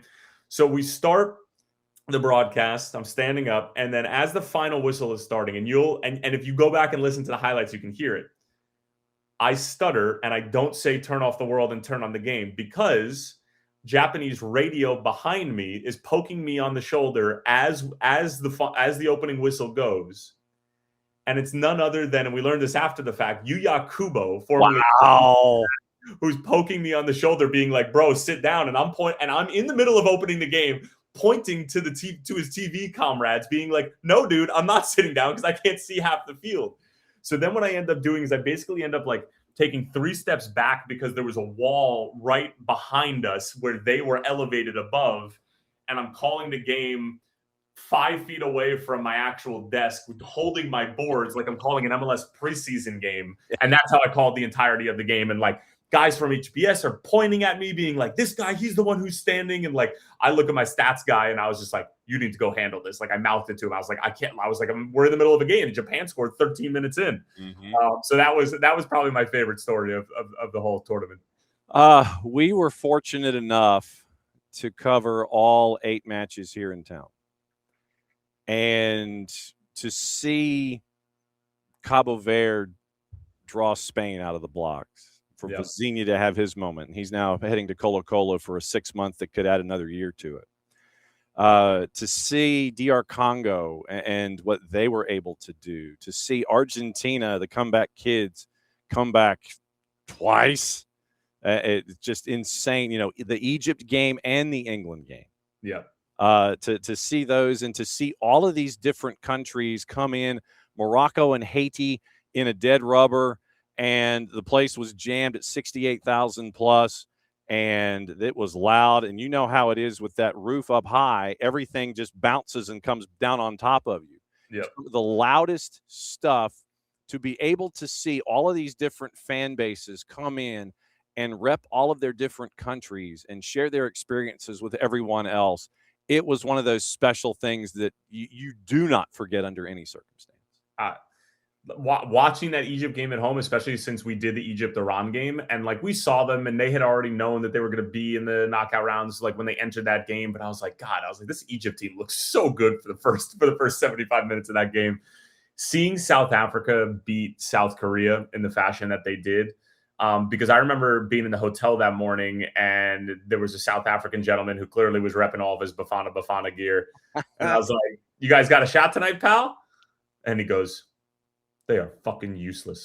And I was like, brother, wow. All you need is a W tonight. I was like, and you got Sitole back. And he goes, don't you mean Shitole? And I was like, my man. Sorry, family show. No, you just gave us the E on a Monday. It's all right. So it was just incredible knowing what had happened in Mexico City and how the entire tournament was like, that group qualified for the World Cup. Like, is this really what we're about to endure for all of these teams, for, the extra 16 teams that qualified this year, and to see them win and do it in the way that they do it. Like that was, I think, my favorite sporting moment, was seeing that win. And then Japanese support is incredible. The atmosphere at the Colombia DR Congo game, like, oh my, if I go deaf by the age of 40, it's going to be because of that game. The decibel levels were off the charts. Yeah. Literally in Mercedes-Benz, Atlanta Stadium. How dare you? Yeah, I know. Really? Well, I mean, hell. Like I had multiple people slide into my DMs in the middle of the Seattle game, calling me an asshole and like real vitriol for calling it Seattle Stadium. And I was like, do you understand that I work for a company and I have to do things in order to retain? Why are you getting so upset with me for not calling it Lumen Field? What's the matter with you? And of all the things that you're upset about of the 6 games that I called, that's the one that you're going to point to where I'm literally contractually obligated to call it by the proper name. People are just fascinating. Well, and I mean, for me, leaving and coming back into and discussing league play, don't think for a second that I'm not going to use that as a work at some moment and sit there and go, well, yeah, hey, over at Atlanta State, hey, at Seattle Stadium, hey, at New York, New Jersey Stadium. Now, of course, I'm going to use those as a reference point, but it's kind of a reverse tongue-in-cheek kind of a deal because of what it was for 8 weeks. Yeah. I mean, come on. Yeah, I slipped. I was in flow state, and we were just referencing the tournament. And I said something about the final, and then I and I'm from Jersey and a Jets fan, so I'm sorry. Whatever. I listen, Knicks in 5, baby. I don't need anything else for the rest of my life. Yes, I figured. And I was just and I said MetLife, and I didn't even get to life. I said New Jersey, New York Stadium. And our stat guy is a huge Knicks fan and also from New York. And he just looked at me and laughed. And he was like, honestly, it felt like you were doing a bit because of how quickly you caught it. Yeah. And I thought I was going to get a text from somebody over at Fox. Nobody cares. You can't repeatedly call it by its name. But especially for those of us who work in sports or attend games there or call games there, it's so easy to slip up and say that. But I don't know. Anyway, we're digressing off to something that's not. And this shocks you because? So the field of 48, what was your... Give me 17 of them. Well, I mean, what your initial thought going in 48 you were cool with? Yeah. Okay. Because I always thought that there were teams who deserved to be in the World Cup that should have been there and teams who didn't. And so I thought that adding 16 more was going to be a good thing. I didn't think it was going to be as good as we saw. I didn't think DR Congo, Cape Verde, and those types of stories that we were going to get. I mean, it ended up being teams that were that outwardly qualified without an intercontinental playoff or anything like that. That ended up being the most disappointing. Qatar qualifies, ends up being really disappointing. Tunisia doesn't concede a single goal during their entire qualification campaign, and they were dreadful. Yeah. And I'm just the smoke and mirror actually ended up being the way that the qualification method shook out in their respective regions rather than the teams who actually qualified, if that makes sense. Yeah, it does. Because Tunisia's group was such a cakewalk in order to get to the World Cup, and they just didn't play anybody for months on end in a competitive environment, and then they got their socks blown off, and then Hervé Renard, who was he comes in after match day 1, he's there for 18 days, and he's like, nah, fam, I'm out, I'm not staying. Absolutely not. Why would you? I mean, that team was Moadou was genuinely upset. It bothered him to his core. Felt like you would think that this man had Tunisian bloodlines, how upset he was after the second Tunisia game we called. He was very, very upset with the effort from the Eagles of Carthage, yes. Which was bizarre to me. Yeah, well, and Hervé Renard down to the third button with the gold chain. That says how he's always been wired, no matter where he's been. Yeah, whether it's been Saudi or whatever. But then let me ask you this. What about a field of 64, which we know is coming? No. It's coming. No, it's not. Yeah, it is. I know it is, but let's do something. Let's go outside of the offices in Zurich with pitchforks and the angry mob mentality and just let's try to just not have it happen like we did with the Super League. 64 teams is obscene. It's obscene. Well, we just had this great thing. Yeah. And this is just you would think Gianni Infantino was raised on Wall Street, the level of greed and I just can't wrap my head around the fact that there were two main talking points heading into this World Cup when it came to things that people were skeptical about. Mm-hmm. Ticket prices and the expanded field. Those were the two biggest hot button topics that could have gone either way. DR Congo could have been shit. Cape Verde could have been awful. Uzbekistan could have not put up the fight that they did in their opening game. There could have been a million different things that basically said 48 teams was an absolute disaster. Ticket prices could have really deterred people from coming out, and it didn't. Stadiums were packed almost every single game, mm-hmm. and you just knocked it out of the park. Why would you now go take another big hack after you have a winning formula? Because you're at the end of TV contracts, and it's a negotiating point for both English and Spanish broadcasts to expand it, and it's also equally divisible when it comes to just having your first and your second teams come out of group stage, as opposed to all of the math that we had to try to figure out the field of 48.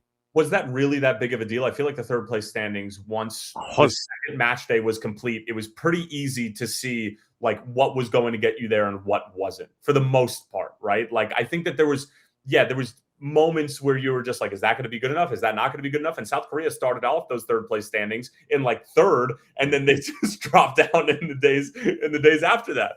And it's booed coming into the airport. Sure. But the TV rights thing I totally get, but this is why I referenced the greed, because it's like anybody coming out of that World Cup, and I know that time differences are going to be different specifically for the US market now, but anybody coming out of that World Cup, meaning a network, why would you not pay top dollar for that? Like, it's so blatantly a moneymaker, especially now with the hydration breaks. I mean, Fox makes over $250 million from hydration breaks alone. Yep. That number is only going to skyrocket by the time that we get there. I don't see the value in doing it, other than closing the gap on the ticket sales that you were able to garner in the United States, that you won't be able to do so with Spain, Portugal, and Morocco. And that from a number standpoint, I can see that there's a gap that they need to close, but I don't know if a 64 team field, the juice is worth the squeeze there. I feel like that's cutting off your nose to spite your face a little bit. I just don't want them to get to 64 and then do a Tuesday in Dayton. I don't want that. I just did a Sunday night in Dayton with my in-laws. That was nice. Look, but you didn't have a field of 64 plus 4 to fill in those spots to take on the number one ranked seeds from Hara Arena. Tuesday in Dayton, the Intercontinental Playoff. Wasn't DR Congo in Jamaica? Wasn't that the Tuesday? I mean, that was a Tuesday in Guadalajara. It was, yes. So yeah, and so you end up that. But I don't want a Tuesday in Dayton, Ohio, and a Wednesday to figure out. Okay, so you're going to go see the number one seed here instead of go into that group. But I get it. All right, so how much shopping did you do? You know something? Not a ton.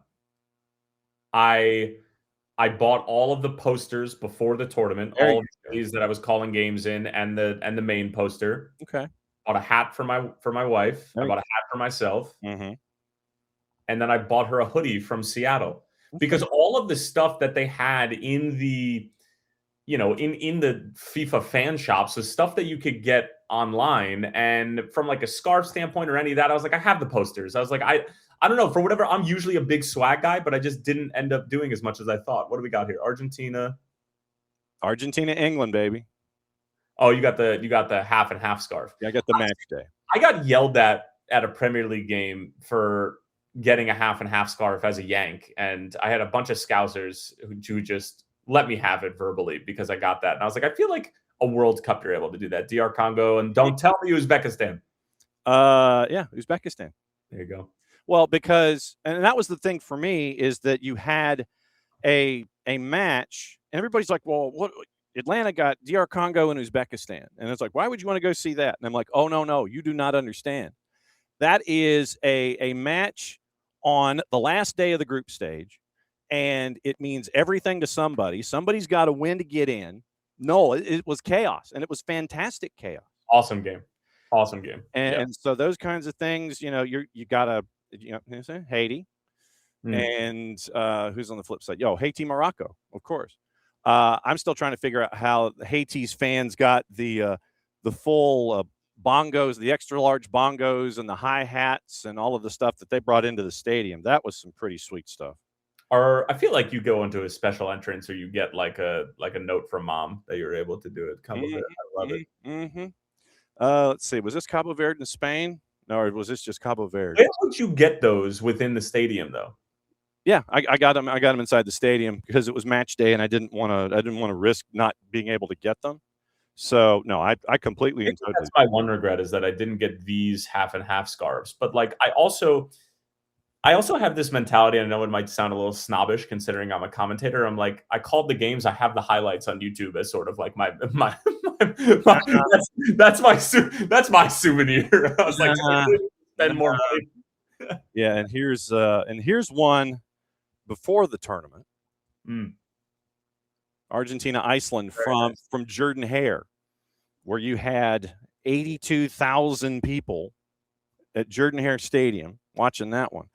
So no, I my Amex was smoking by the end of the tournament. Well, this is also the same guy who, when the Marta Atlanta United collab came out, that you probably spent Guilty. a small fortune on that as well. So I'm not surprised that the damage was done. Guilty is charged. Yeah, and that stuff is on order. And yes, the Marta Atlanta collab, I have pieces and others are being shipped to me. So do you find yourself in a deep state of depression, not only because the World Cup is over, but because Atlanta United are the worst team in MLS? No, I view it journalistically, and it's disappointing that we don't have a World Cup anymore.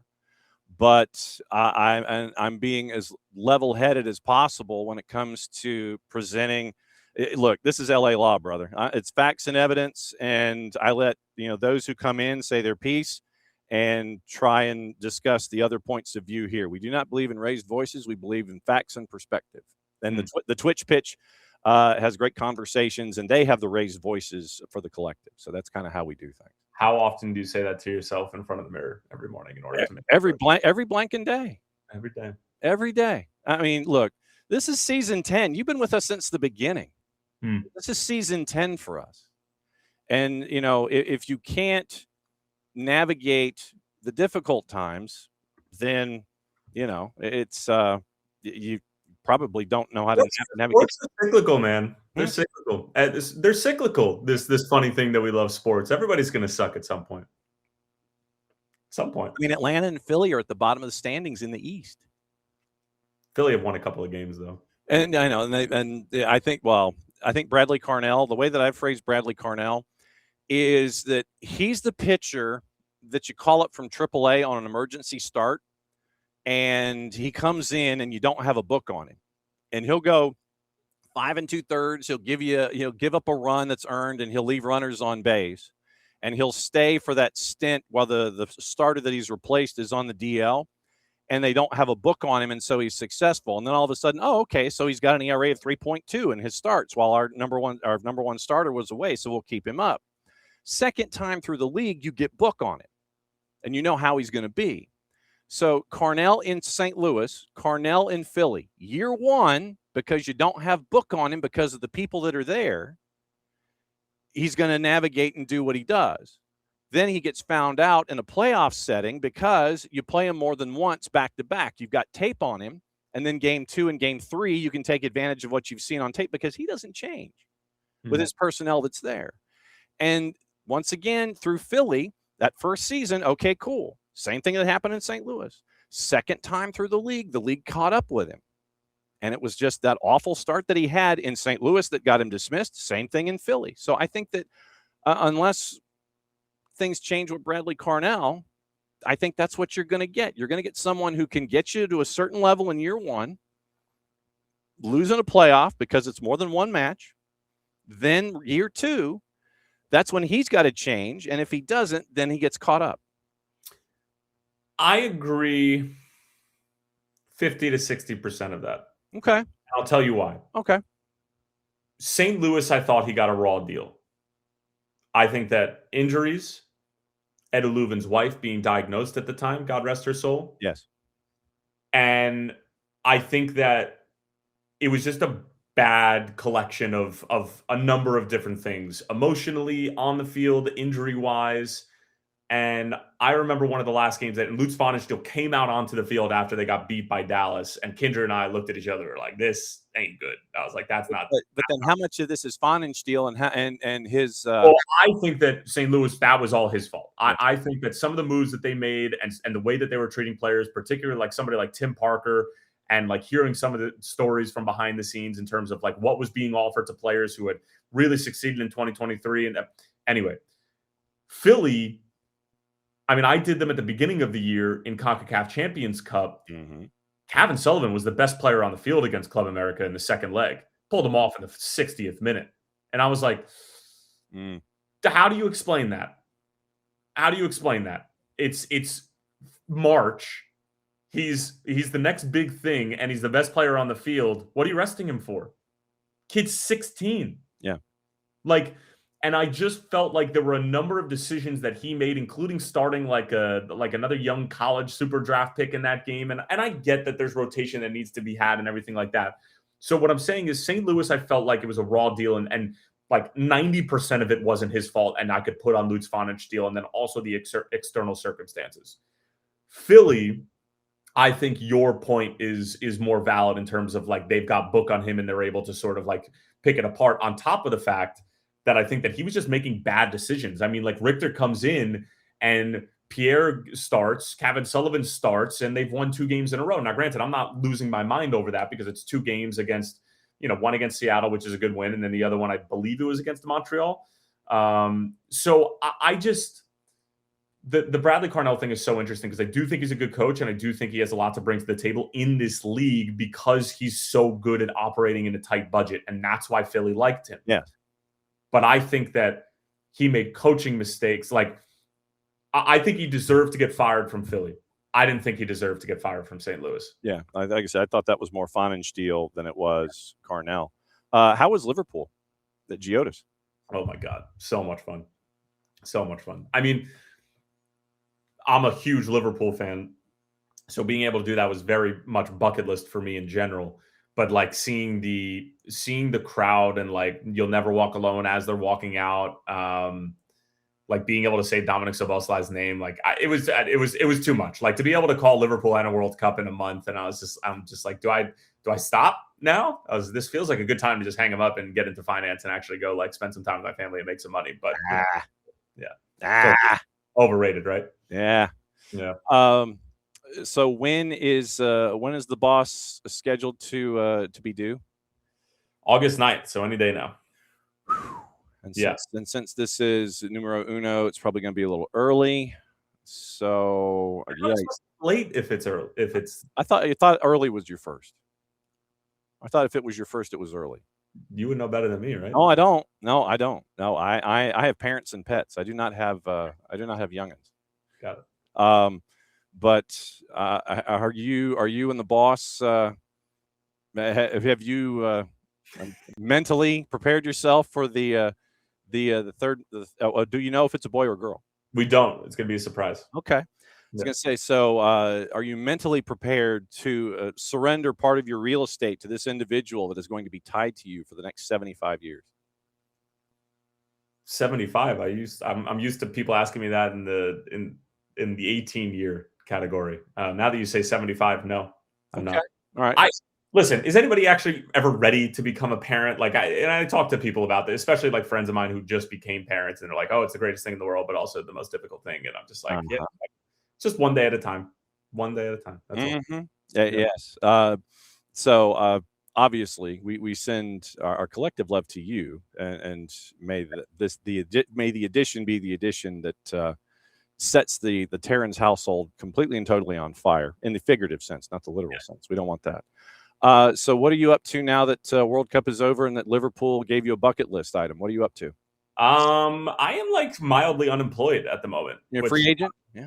I'm a free agent, ready to work, open to work. I'm not putting that on LinkedIn, but I'm like just kind of hanging out.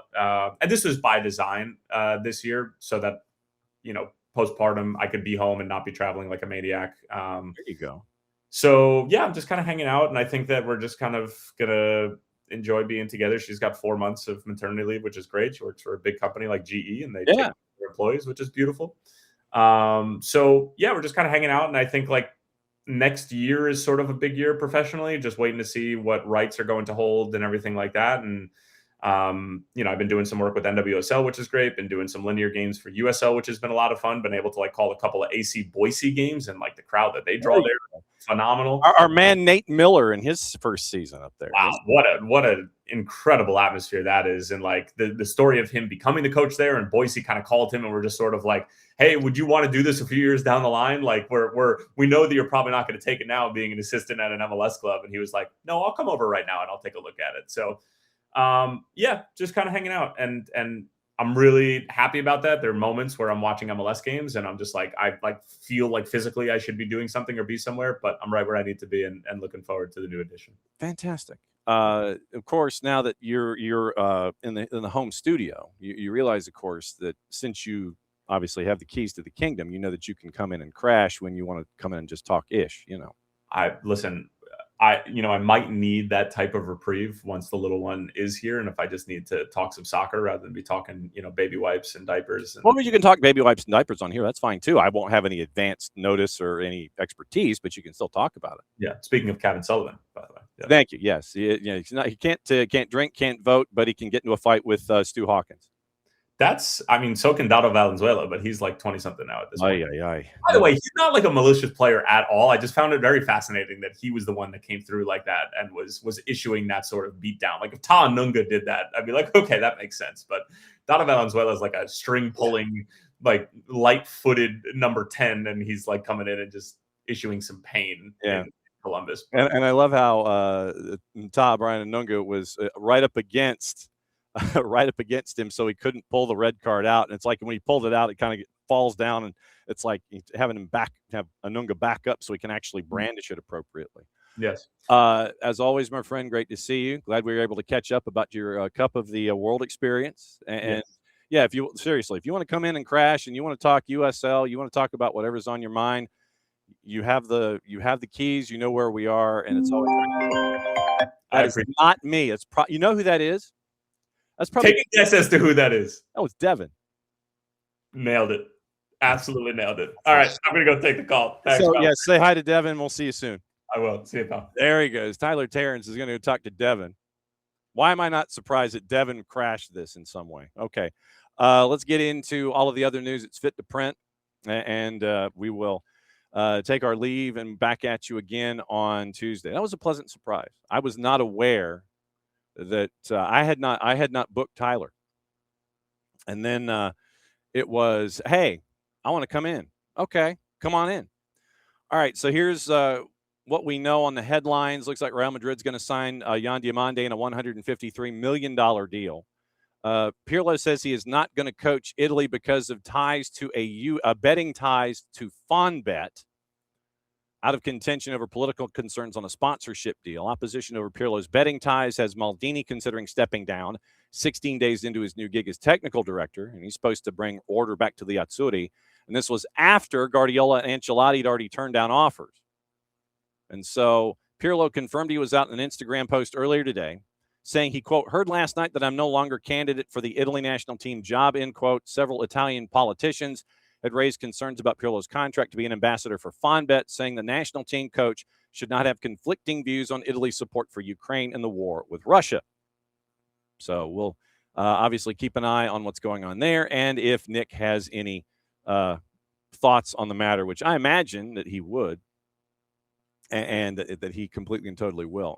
By the way, Herman Badarame has been discharged from the hospital after the collision. From Lizzie Bescherano, this happened yesterday afternoon, discharged after he left the match in an ambulance. Statement on Sunday, Bertarame is doing well, discharged, returning home after spending the night under observation at Montreal General. Sustained injuries to his left shoulder and nose as a result of the hard blow he suffered during the match. He will begin the corresponding recovery process in the coming days under supervision of the club's medical staff. Progress will determine the timeline for his return to physical activity. So 1-0 over CF Montreal at Stade Saputo. Now, gossip, rumor, and innuendo, what to watch, where to watch it, how to watch it. Transfer rumors, as we have them, trending. Liverpool scheduled talks with PSG over the signing of Bradley Barcola, according to Florian Plettenberg at Sky Germany. Comes as reports claim that France's international winger recently turned down a new deal, entering the final 2 years of his current deal. PSG is now open to an exit. Liverpool looking for a new winger. Barcola viewed as a top target.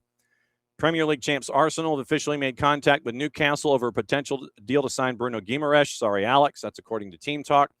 Brazil midfielder has made it clear he wants his future decided the next week before he reports to preseason training. Two clubs believed to be some way apart in their valuation of the 28-year-old at this stage. Manchester City have added PSG winger Ibrahim Mbaye to the club's shortlist. The 18-year-old faces an uncertain future with the league club, according to Foot Mercato. Report claims several teams are tracking him. 4 appearances for Senegal at the World Cup. Man City, Spurs, Villa Dortmund, and RB Leipzig. AS Monaco forward Magnus Akliush has set out PSG as his preferred destination for a transfer switch this summer, according to Foot Mercato. Report comes as Liverpool have shown interest in the 24-year-old as an option to bolster Andoni Iraola's forward line. Reds are seemingly willing to meet a higher valuation. Reported talks are underway between Monaco and PSG over Akliush's future. after picking Parc des Princes as his next destination. Saudi Pro League Al Hilal opened talks to sign Everton's Iliman Ndiaye, according to Fabrizio Romano. He is open to a switch. View of the toffees surrounding an exit will be crucial to the deal moving forward. Al Hilal already have added Crescencio Somerville. That happened over the weekend. Added him from West Ham. Ndiaye now seen as a key target following a season where he was 6+3 in all comps. Mundo Deportivo, Arsenal ready to make Vinicius Jr. the highest paid player at the club as they prepare talks to sign the Real Madrid star who's entered the final year of his deal at the Bernabeu. Nicolas Shearer, United had set a £42 million valuation for Marcus Rashford, links to possible exits. Plettenberg again, Jamal Musiala isn't looking to join Galatasaray after reports claim that the Turkish club interested in the Bayern Munich ace on loan.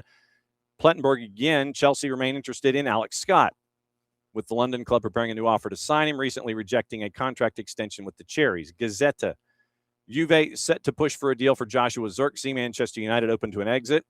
Mundo Deportivo again, Ajax have pulled out of the race to sign Dani Ceballos, leaving Real Betis as the most likely destination. Midfielder left Real Madrid as a free. Mutual termination of his deal, which ran through 27. Foot Mercato again, Qatari-based Al Rayyan has made an offer to sign Jadon Sancho as the winger has become a free agent following his exit from Manchester United. Sasha Tavolieri, Besiktas have held talks with Rafa Leão's camp over a deal to sign the winger this summer. Portuguese international facing an uncertain future, discussing an exit from AC Milan. Nicolas Shearer, Everton, one of the clubs showing interest in Bologna forward Jonathan Rowe this summer, formerly of Norwich, believed to be available for roughly £45 million. Record Sporting, no intention of lowering their asking price for Ousmane Diomande, who's a target of Forest.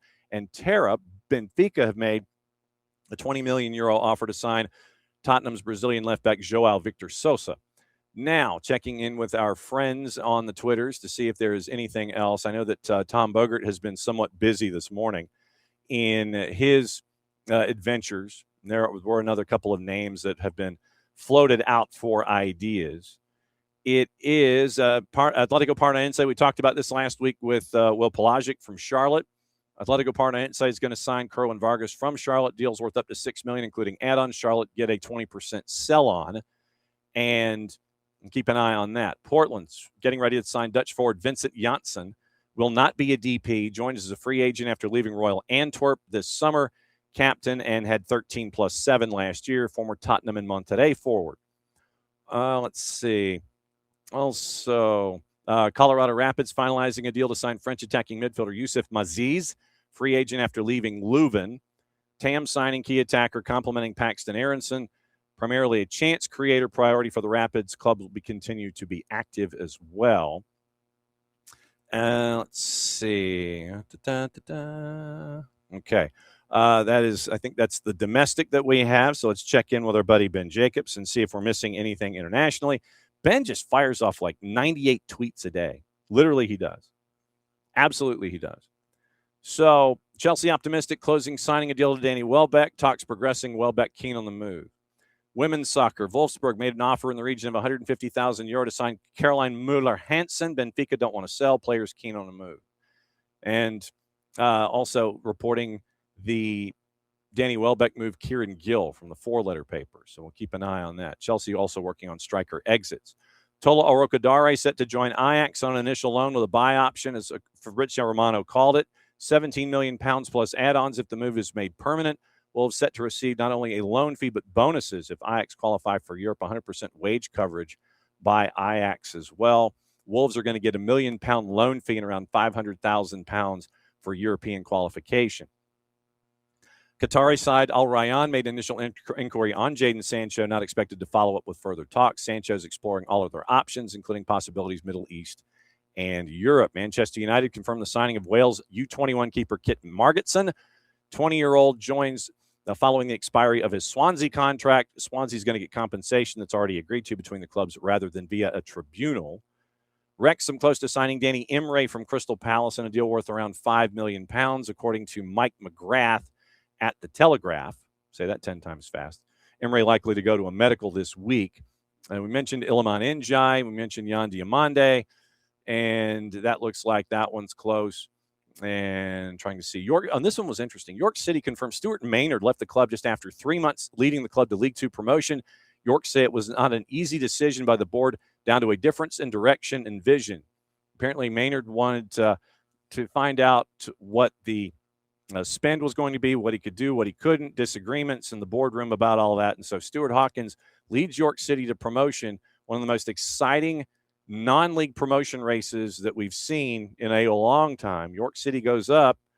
Stuart Hawkins won't be there, or Stuart Maynard won't be there to be a part of it. So there's a part of that that's going to be attached as well. So what to watch, where to watch it, how to watch it. Brought to us by our friends at Fanatiz, fntz.co/soccer down here. And Rich, good to see you. Welcome back. Today it's the U20s. We mentioned the U20s. U20s Antigua and Barbuda and Guatemala, 7 o'clock. Costa Rica, Mexico at 10 o'clock. Those are on FS2. Those are also on Fox ONE. And that's it for today. Just the U20 stuff. And so that will be what is up and running for your viewing pleasures today. And I think, I'm trying to see if there's anything that I wrote down on the weekend. Did you see Mineros and Correcaminos in the Liga Ascenso? Didn't play for the first minute of their matchup this weekend after Liga MX decided, and the FMF decided no promotion relegation in Liga MX going forward. Then it was Flamengo is looking possibly at having investment from individuals based in Saudi Arabia. There's going to be a big vote today involving the EFL and $1.5 billion to help the lower division clubs in England, and what the timeline is going to be for that if that gets passed. There are some clubs in the Premier League that are objecting to the idea. We'll see what the vote is today. Let's see. We mentioned Latte Lot. And, did you see the quick stat that that Al Nassr is apparently the third team that Cristiano Ronaldo has been a part of that has been dealing with debt issues, 3 clubs in a row. And also Farhan Lalji at TSN in Canada was reporting that the owner of the BC Lions is now interested in possibly purchasing BC Place. This is apart from the Whitecaps' interest in it. And so will that add another layer to this whole thing, where the Whitecaps and the Lions would then have discussions about the future of BC Place? Or does this force the Whitecaps to try and go and chase after the stuff that's outside the city, as they have been looking at in the past with Hastings Park and the redevelopment of that site, the former horse race track that is attached there? So we'll keep an eye on that as well. I cannot thank you all enough. Morning, Will, by the way. Morning, Will. Morning, Alex. And morning, Rich. And Abby and Nix. Can't thank you all enough for being a part of this, as you always are. Tomorrow, we're going to get you into the week. We didn't get a chance to get to the twos today, so we'll get into that tomorrow. We've got Andrea Arnold, City Manager, City of Decatur, joining at 9:30. KCD, I believe, is joining us. Casey White's going to be joining us at 10. And then at 10:30, it is going to be a visit to look at Haiti as a soccer-playing nation. Kind of a bit of a deep dive with folks that get to answer these questions and are far smarter than we are. Professor Howard Jean Denis over at Morehouse is going to join us, and he's going to talk about what's going on the island, how difficult it is, what it means to have Haiti still qualified in these competitions, what the World Cup meant. Had the first match against the United States in the U20s. We'll keep an eye on that as well.